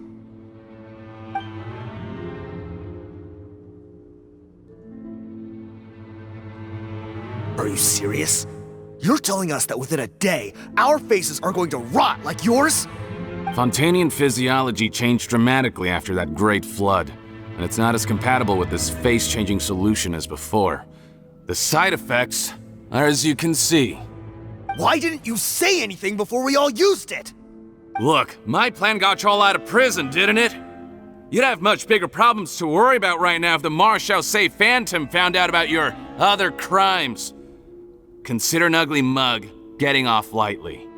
Ugh. You're just lucky we didn't leave you in there after you disappeared on us with no warning. We only let it slide because we're former partners. And now you have the gall to pull a stunt like this? Partners? Make no mistake, each of us is only looking out for himself. If you place too much trust in others, well, I'm afraid that's your problem. You hid things from me too.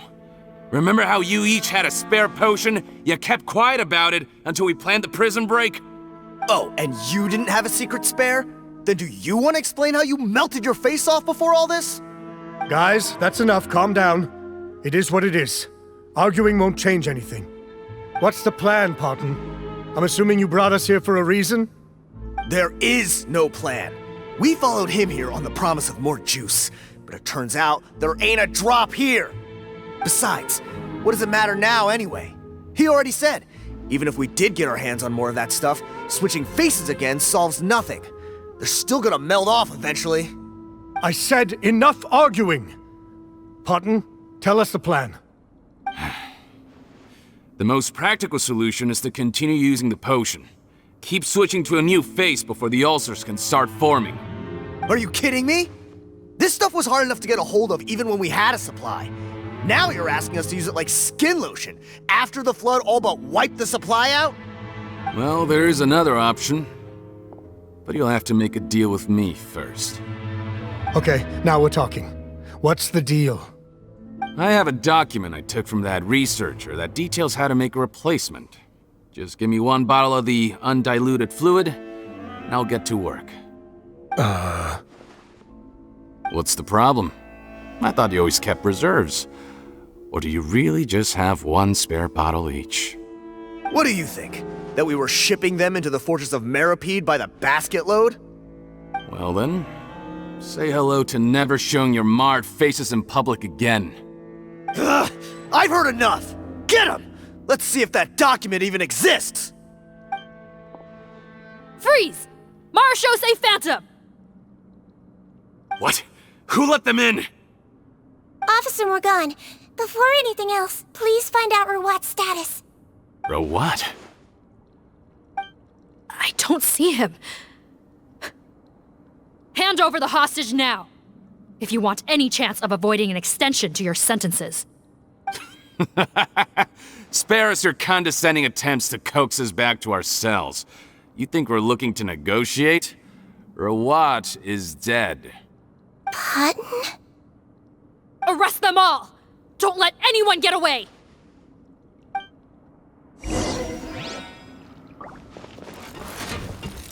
Into the shadows. Where evil lurks, shoot on sight! Yoo-hoo! Floaty booty! She might feel a little prick! Shine down! Thunderclap! Ready.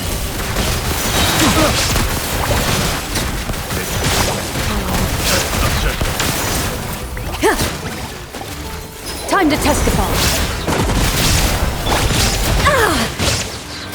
Torn to oblivion! Huh. Gotta say, I never expected to see the head nurse in combat. Some patients respond better to a more aggressive treatment plan. Did we get everyone? Captain, we finished the head count. Potten's missing. Over there! The door's closing!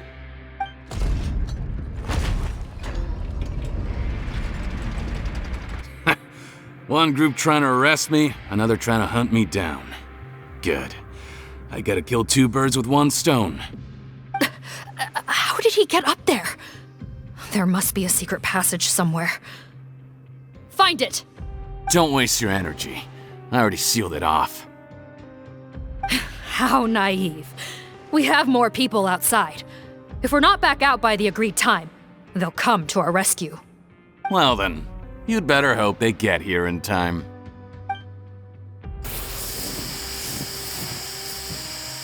There's some kind of gas leaking from the pipes. Be careful, it's poisonous. This is our distribution center, where we store the product derived from our source solution. We had to use special fire prevention methods to prevent contamination. The pipe network here was designed to emit a gas for firefighting. One little modification later, and it makes an efficient death trap. Why would you do this? Your partners are here too. Oh, please. If they can't supply what I need, they're of no further use to me. Besides, I can't have them exposing my potential whereabouts. He's a maniac! Come on, we gotta find a way to open that door! Go ahead, struggle in vain. Once the last of you croaks, no one will ever find me again. So long! Are you sure you're ready to leave, Potten? You haven't changed your dressing today. You can't cure my face, just give up. And what if I could? Nice try. You're just trying to stall me. Don't you worry about me. I'll find a way to cure my face once I get out of here. Oh, I doubt it. After all, Fontanians can no longer dissolve in primordial seawater. What the... How did you... The key component of the face-changing potion is the fluid left behind by dissolved Fontanians. It might look like ordinary water, but it has some unique elements in it. Before the flood, all Fontanians were oceanids, physiologically speaking. A potion made from that fluid could dissolve and reconstruct the face of a Fontanian in much the same way as hydroidolins change form. Theoretically, it could give someone any appearance they wished. But since the flood, Fontanians have become true humans. They can no longer provide the source material for this potion, nor reap its benefits. Are you saying this potion is made from Fontanians dissolved with primordial seawater? Then their crimes are far worse than I thought. How could you know all of this? No, wait. Of course! Well, well. So that's why you have a human appearance. It also means that I have a formula you're unaware of. The air's getting thicker. It's getting hard to breathe.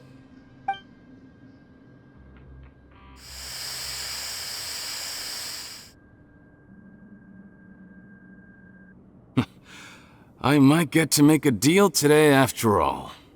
Alright, keep talking. How do you intend to give me the formula? Oh, it's not a formula, but a finished product. I have a bottle of it right here. What? When I tried Rawat's skincare product, I noticed it had a certain special component in it. So I had my friends gather some other ingredients for me, and sure enough, a little experimenting later, I'd produced the potion. I'm guessing his skincare lotion contains the fruits of your joint research? Huh. Impressive guesswork. Yeah, we were a supplier for some of the raw ingredients. But it only contains a tiny amount of the active ingredient. The effect is minuscule compared to the undiluted fluid. Well, I found a way to reverse the dilution process, giving the skincare lotion a similar effect to the fluid it is derived from. That's impossible. If I tell you some of the ingredients, I think you can figure it out. First, you need to combine tainted hydrophantasm tissue with transoceanic pearls at a ratio of around 3 to 7. Tainted hydrophantasms and transoceanic pearls. I see. Can't believe I never thought of that. So, can we make a deal? Sounds good to me. There's a delivery pipeline beneath this window. Drop the potion in, and I'll release you all. Nope, not trusting you that easily. You're like those naughty kids who try to hide their illness. Open the sluice gate first, then I'll hand you the potion. Even if you're not bluffing, your potion won't cure my face permanently. You really think you have any leverage here? I'm not closing the valve this time. Clock's ticking. Fine, then I'll just stand here with the potion in my hand. And when I faint from the poison, I'll drop it and it'll be destroyed. No.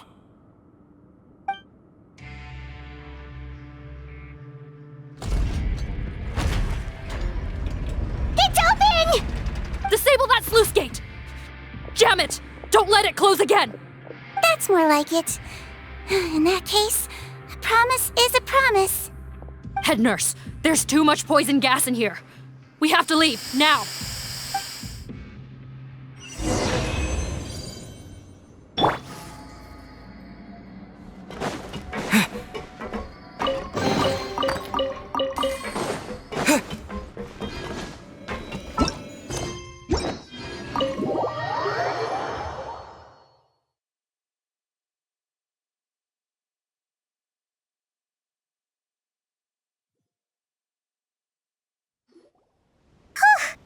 That was too close.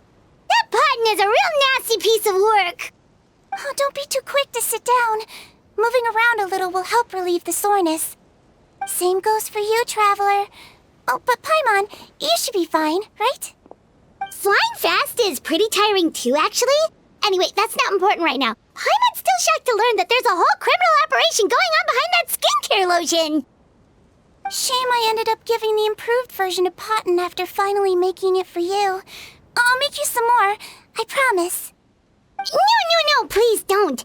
Paimon doesn't want to use that stuff anymore. Still, it was a pretty good job that Paimon wanted to buy some in the first place, huh? It ended up saving everyone's lives. That's gotta count for something. Yeah, Paimon was just kidding. Head nurse, I've done a final head count of our team and the criminals.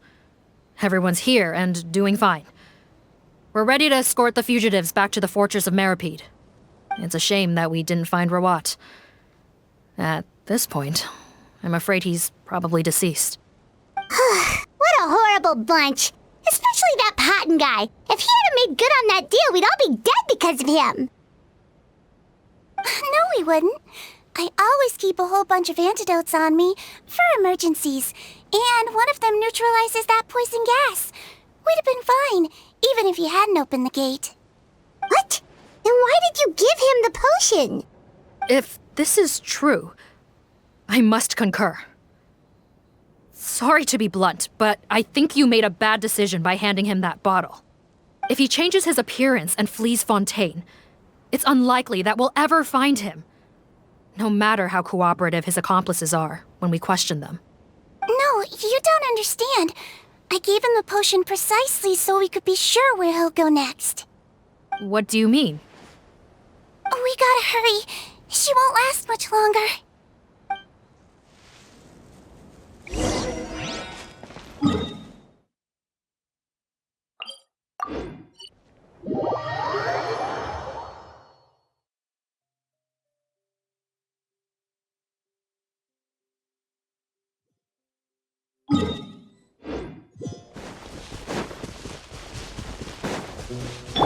Into the shadows.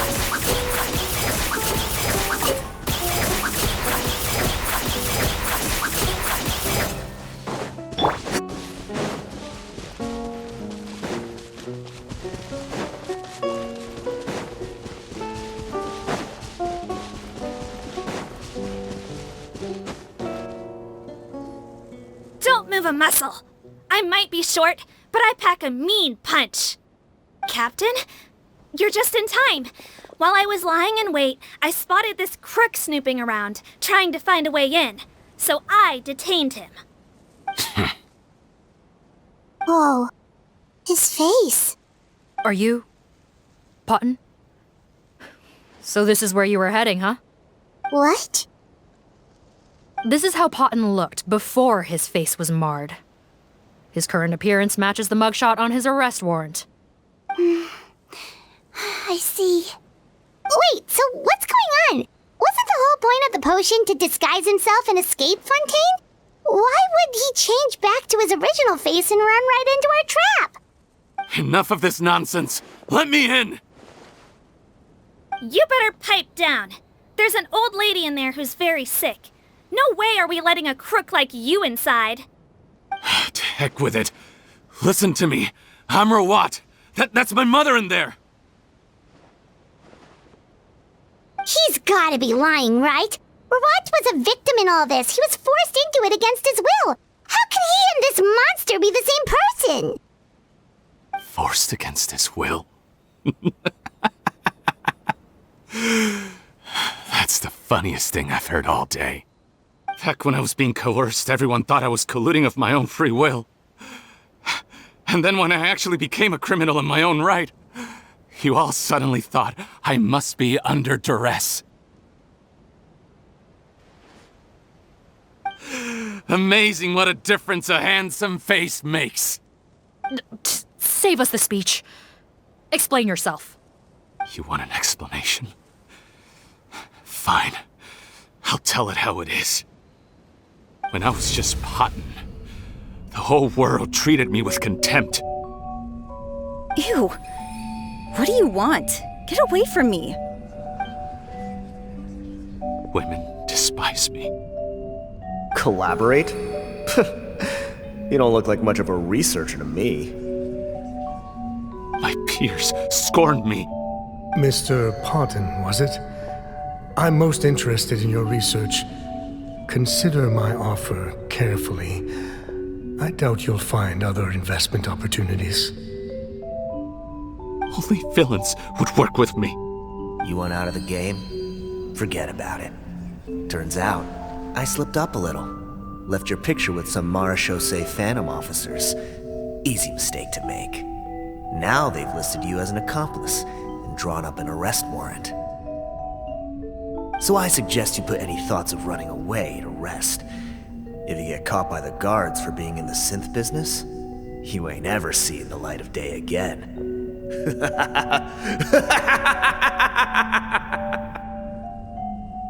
There was no way out for me.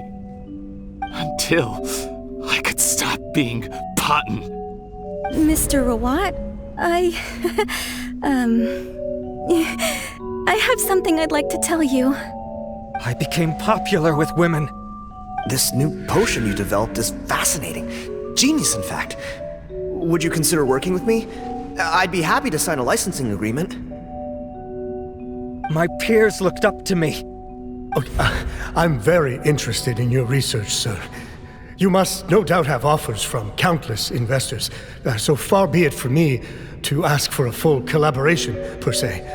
I merely wanted to express my interest. No pressure at all, naturally. And the villains even began to fear me. Becoming Rawat showed me what a superficial world we live in. But I did not hold a grudge.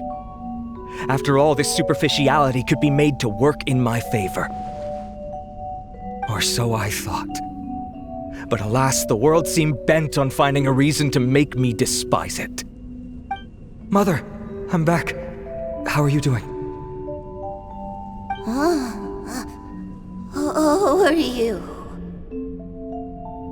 I bought the best medicine Mora could buy, but nothing would cure her illness. In the end, I hoped she'd at least be able to see her son one last time before she passed, but when everyone else rejected me, the only person who cared about me was my mother. Then, when I became a rising star in the Fontaine Research Institute, I was unrecognizable to her. I have to let her see me again. Even if it means donning my own wretched, ugly face. Well, is that enough explaining for you? Now do you understand? Let me inside already! Have you ever considered if you'll even be able to look your mother in the eyes after what you've done? You found a way to completely change your identity. You could easily have escaped from them. But no, you chose to keep working with them. Why would I want to give up on such a lucrative business? The profits were dozens of times that of the synth business, and it was all above board.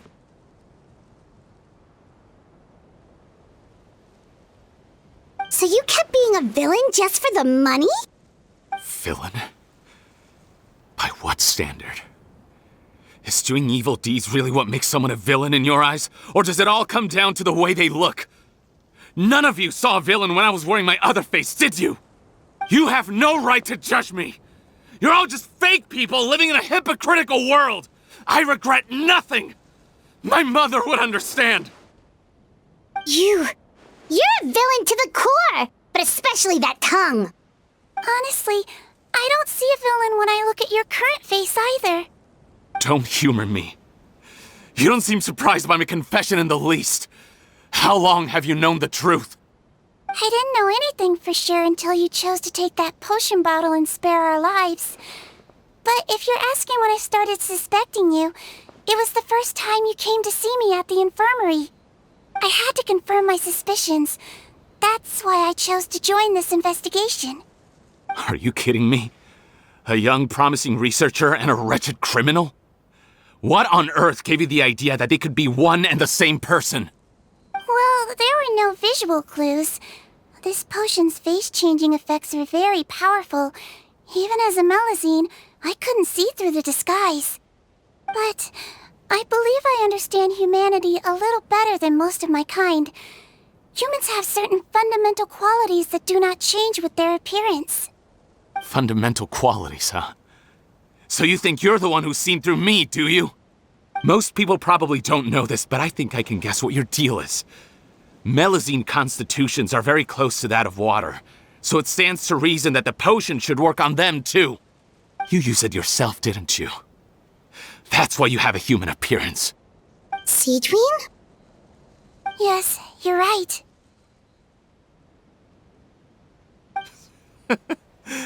I'll bet it was back in the days when Melazines were discriminated against because of their appearance. It was either carry on living in the gutters as part of an alien race cast out by humanity, or become the head nurse of the fortress of Meripede, revered by all. Not a hard choice to make. It's a no-brainer. So you see, you and I were the same. And I'm the one who saw through you! That's not important right now. You came here to see your mother, didn't you? Well, I can grant you your wish. Huh? Head nurse, I'm not sure that's a good idea in his current state. Don't worry. Back in the warehouse when I traded the potion for our lives, I was doing it to test him. He was willing to risk sacrificing his only chance of escaping capture by opening the gate in exchange for the potion. Also, he could see his mother again. If nothing else, his concern for his mother is genuine. I see. So before you arrest him, please allow him to see his mother one last time. The The traveler and I will accompany him. You have nothing to worry about. All right. I understand. I don't trust this guy much. Be careful. Join the head nurse inside. If he tries anything at all, shout.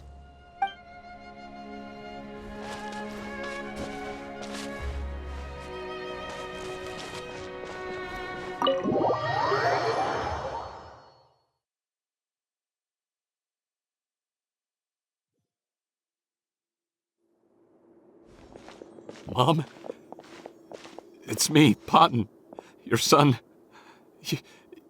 You recognize me now, don't you? Mom, what's wrong? I'm sorry, but I have some bad news. I examined your mother last time we were here, and it appears that due to her prolonged fever, she's lost her eyesight. What? Your appearance no longer has any bearing on her ability to recognize you. But there are always other ways to remind our loved ones who we are, wouldn't you say? No, it can't be. Please, Mom, open your eyes. It's me, your son, Potton. If you really can't see my face, then here, take my hand. Tell me you feel your son's hand. I've done so much to get to this point. Please, you have to recognize me. No. The temperature of his palm must have changed. I'm sorry. It seems I couldn't bring him back to you after all.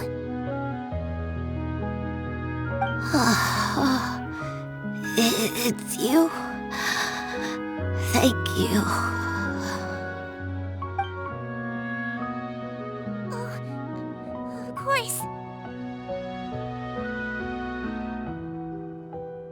Mom, why will you answer her and not me?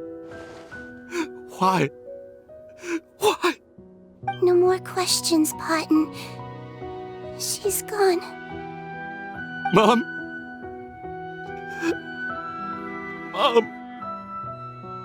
I'm sorry to say this, Potton, but you and I are not the same.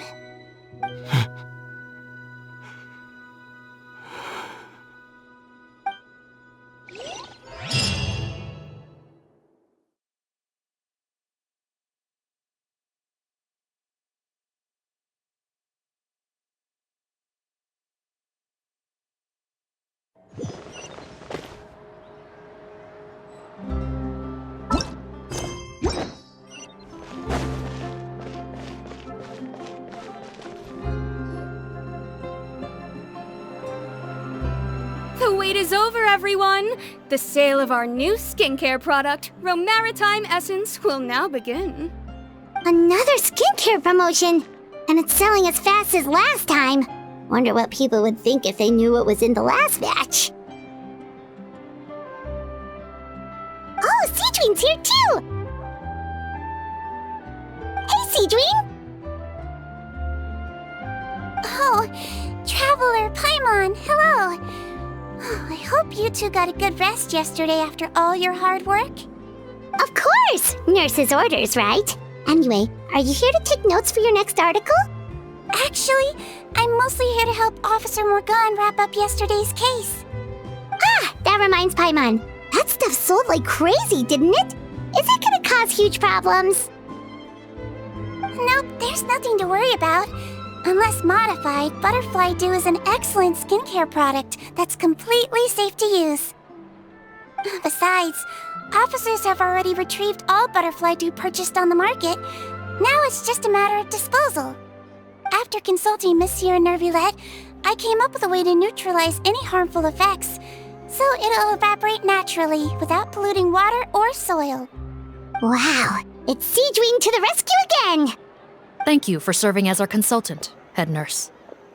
All the butterfly dew we recovered has been disposed of, according to your instructions. Great! Good job, everyone! Also, you mentioned you wanted a copy of Rawat's interrogation records. Well, technically, Potten's records. Anyway, I have them with me. Here. After he saw his mother for the last time, it was like all his mental defenses came crashing down. He put up no resistance during the interrogation, and answered all our questions. We learned a lot. Apparently, the formula was something he discovered by chance while helping the criminal gang produce synth. Later, he came up with the idea to dilute it and use the resulting substance as a skincare product. Their supplier was Vache, but you could also argue that they were the ones doing him a favor. His operation helped Vache's gang dispose of an enormous amount of evidence. It made for a seamless collaboration. One man's trash was another man's treasure, and there were no loose ends. It's no wonder we never noticed what Potten's gang was up to. Vache again, huh? Is there still no end to the harm he caused? Make no mistake, the crimes of Vache and his accomplices will come to an end. It's only a matter of time. Since the flood cut off their supply of primordial seawater, they've been forced to resort to riskier methods, like using their private reserve to attack people on the street. Naturally, those attempts all ended in failure. After receiving numerous reports, we were able to zero in on the gang and eventually round them up. That sounds more like it. Based on what he told us in his confession, we pretty much had him backed into a corner, even though he made a point of distancing himself from the gang while disguised as Rawat. He tried to throw us off his tail by reporting his accomplices, giving him enough time to transform back into Potten and see his mother one last time. But there was one thing he hadn't anticipated. Even though Potten had been missing for a long time, we were very much still on the lookout for him. So the moment he appeared in public after changing back to his original appearance, we caught him. So he tried this once before, huh? Guess he really did want his mother to see him again. But in the end... Looking at the interrogation records, it seems like he spent the first sum of money he earned as Rawat on his mother's treatment. Yes, which is why I suspect that his initial motive for using the potion was not personal greed, but a desire to become somebody who had the power to save her. Even so, he went too far. In the end, he got what he deserved. I understand. Thank you for bringing me these records. Why did you want them anyway? Potten was one of my patients, so I need to put together a medical file for him. My teacher always stressed that a person's life experiences are just as important to their file as their medical history. Why are you still treating him like your patient? Isn't he kind of beyond redemption now? That may be true, but a patient is a patient, regardless of the choices that bring them to my care. One last thing, head nurse. Please keep everything you know about this potion a secret.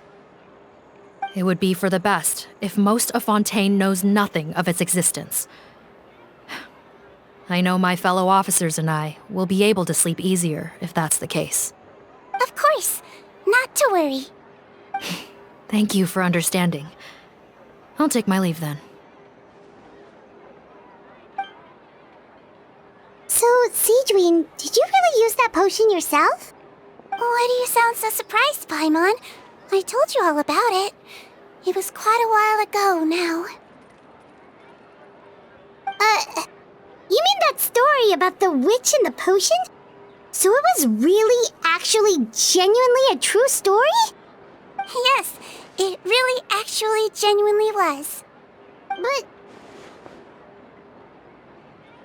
I know. There are some secrets I can't tell anyone about. But considering everything we've been through together, I know I can trust you with them. Before I tell you though, could you follow me somewhere? I want to pay my respects to an old friend. Of course!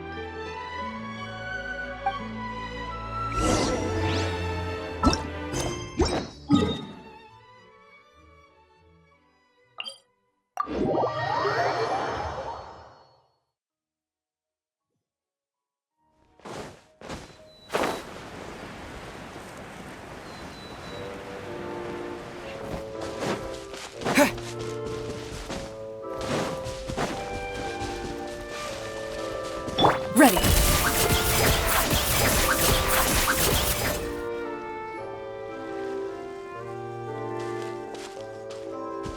Oh, Nervalette and Risley, they're here too! Good to see you, traveler, Paimon. I trust all has been going well for you?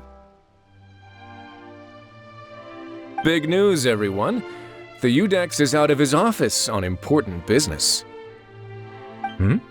Is that genuinely something people would consider big news? Why wouldn't they? Important business is a big deal.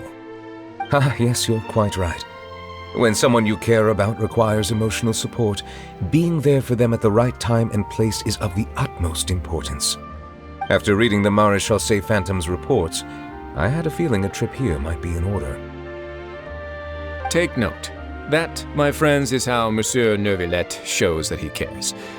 We're both here for the same purpose, actually, to accompany Sigewinne as she pays her respects to her late teacher. So the old friend she mentioned was her teacher then? The witch? Oh, sorry. Paimon didn't mean to be rude. It's only because Sigewinne calls her that all the time, so... I doubt she considers that title to be offensive, Paimon. Don't worry. Indeed. In fact, I believe Sigewinne would take it as a sign of affection.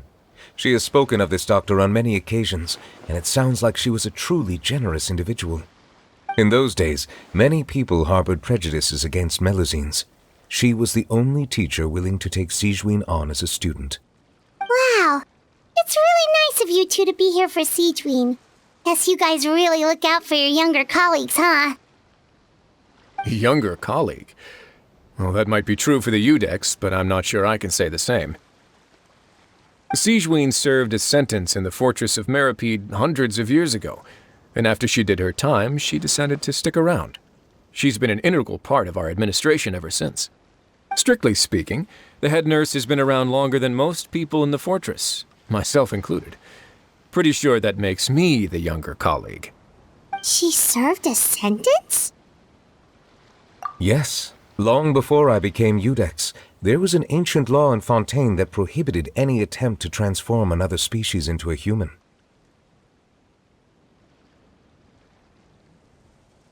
Initially, I and most researchers believed this law to have been imposed due to ethical concerns.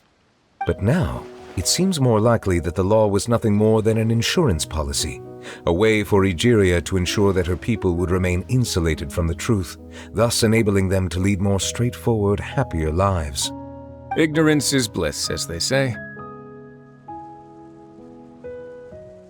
Sigewinne had her reasons for choosing to obtain a human form, but the act was nonetheless in clear violation of the law. Could you tell us a little bit more about what happened back then? Certainly. Sigewinne does not object to her close friends learning about her history.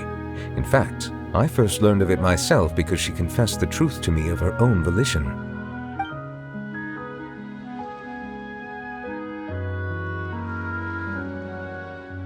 Even with their daughter so ill, they kicked you out? Stubborn as always. And prejudice isn't a disease I can cure either.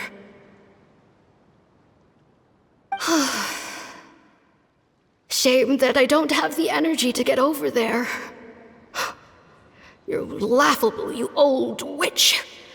You want to save everyone in Fontaine, but you can't even save the patient before you. Master, what are you... I discovered a strange disease, one I suspect that every Fontainian suffers from. But without witnesses or proof, no one will believe me. I had no choice but to experiment on myself to find a cure, but I hit a wall. And as you can see, it took a wretched toll on me. Then I'll find a cure for you, and then you can go cure her. There's no need. I am beyond saving now. There's nothing you can do. But, Master... As I said before, a doctor's duty is to treat whatever ailments they can. I know, but they don't trust me at all.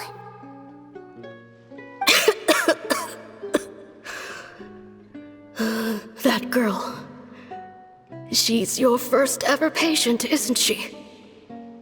Tell me, what cost are you willing to bear to see her cured? I'll do whatever it takes. Even if it means breaking the law and being punished for it? As long as I don't hurt anyone. Yes.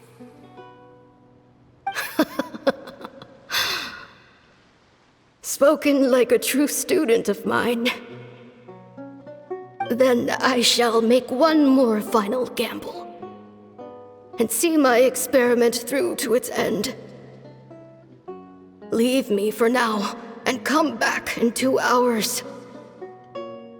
If I am able to work this miracle, then I will have found a way to save all Fontanians, and I shall be able to help you treat that girl. If not, then it means there is one more disease in this world that I cannot treat. In that case, do not come looking for me. I will leave you a parting gift. An accidental discovery happened upon through my study of this strange disease. It has little use, but it will at least help you cure this one patient you can reach.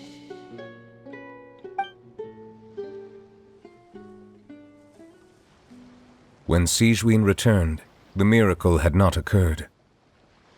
She found a potion bottle and a note on the table. After using the potion as instructed, she gained her current form, breaking Fontaine's law in the process. And after I had confirmed the veracity of the events, I gave my verdict. So that's what happened. I fear Sigewinne only understood the full story after the truth about the dissolution of Fontanians was uncovered. When I reflected on all this with that knowledge in hand, I felt a deep sense of regret. As I use the law to uphold justice, there are times when I cannot help but acknowledge its ruthlessness. After the final details of the events surrounding Sigewinne's transformation came to light, I checked several sources and, thankfully, the legal code does not require Sigewinne to shoulder any additional punishment. Wonder how she feels about all this. Since she invited you here, I imagine she intends to speak of these matters with you, no?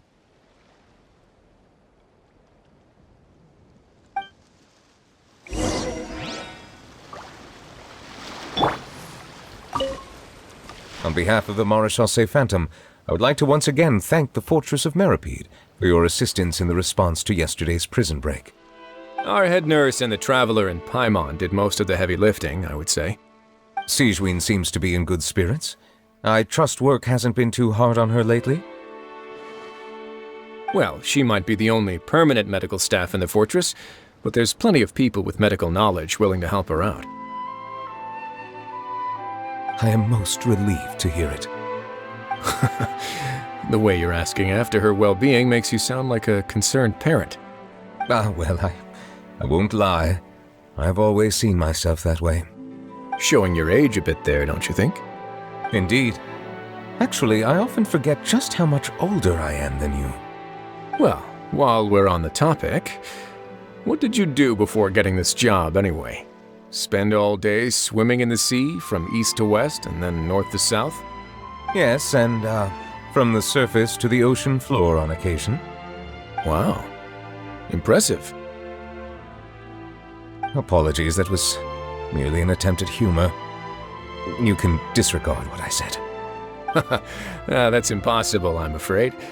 My imagination's already running wild.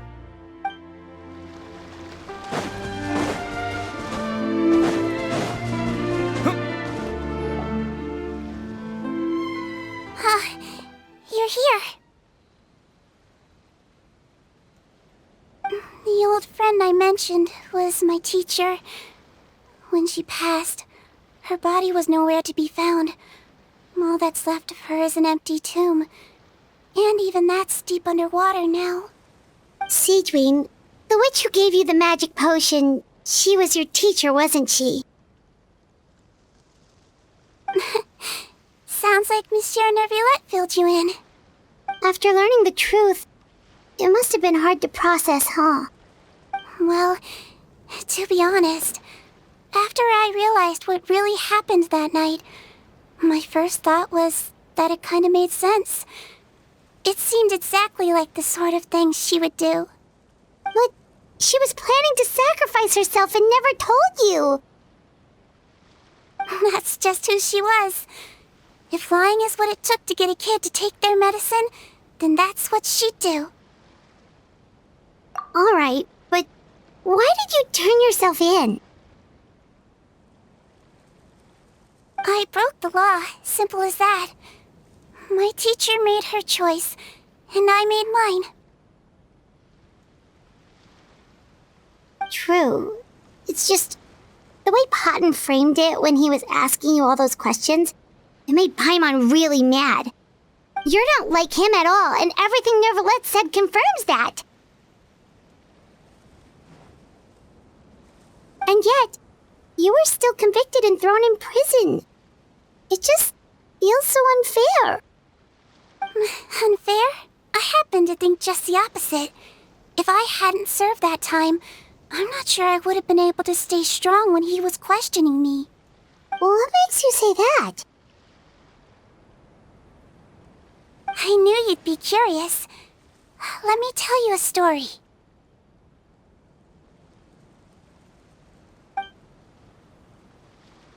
The verdict came down. This Melusine is guilty. The Iudex defended the authority of Fontaine law, but he did not confiscate the Melusine's medical kit. And so, the fortress of Meripede gained a new little doctor. She still wore her hood and raincoat, even though it never rained in the fortress. Perhaps thanks to her human appearance, no one refused her treatment. She treated more and more patients, and her sentence grew ever shorter. Finally, the people of the fortress could not live without her, and though her sentence ended, she did not leave them either. Then one day, she received an invitation from the outside world. The location seemed familiar, and when she arrived, an old lady was waiting for her. She saw right through the Melusine's disguise, but didn't reveal it. Instead, she asked a question. Tell me, why do you think you gained the respect of so many people, despite being a Melusine? Because I look like a human? It's been 50 years, Sigewinne, and you haven't aged a day. I think everyone knows you are not human. I finally found you, after all these years. I still remember, you know. It was you who saved me that night. But how? I was no longer a Melusine by then. Does it really matter if you're human or Melusine? I remember the warmth of your palm. It's quite unmistakable. And you know what? It hasn't changed one bit. You don't have to hide anymore, Sigewinne. These days, everyone wants to make friends with Melusines. And I think that it's all because of you. I'm sorry I couldn't say this until now, but Thank you, Dr. Melusine. Now that's an ending Paimon can get behind. After hearing everything Potton said, I wanted to tell him that it didn't matter who he looked like on the outside. But it was too late. The warmth in his palm had already disappeared. I tried to treat him, but the roots of his problem had nothing to do with his face. I understand. Thanks, you two. I appreciate you being here for me while I talk this through. Oh, it's nothing. Our pleasure. Oh, there's one more reason I invited you here. It's about time I finally give you what I promised. In order to restore the appearances of the face-swapping victims, the Marechaussee Phantom gave me special permission to make a few bottles of that potion. And I made one extra just for you two. We don't need it though. Shouldn't we destroy it?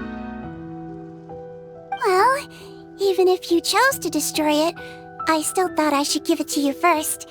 You two did so much for me. How could I break my promise? Well, fair enough, but anyway, Paimon's definitely not interested in this stuff anymore. Still, if this is the very last bottle in all of Teyvat, getting rid of it would feel like kind of a waste. Maybe we can give it a special meaning somehow. Oh, Paimon's got it! Melusine physiology wasn't affected by the Great Flood, right? So that means the potion should have a permanent effect on you. In that case, what do you say, Sigewinne? Ever thought about transforming back to the way you used to look? After all, from a Melusine point of view, Paimon bets Melusines look the cutest of all. Paimon, after everything, do you really think it matters whether I'm Melusine or a human? Well, what was Paimon thinking? You made up your mind a long time ago. Yeah, let's just destroy this thing. Leave it to me.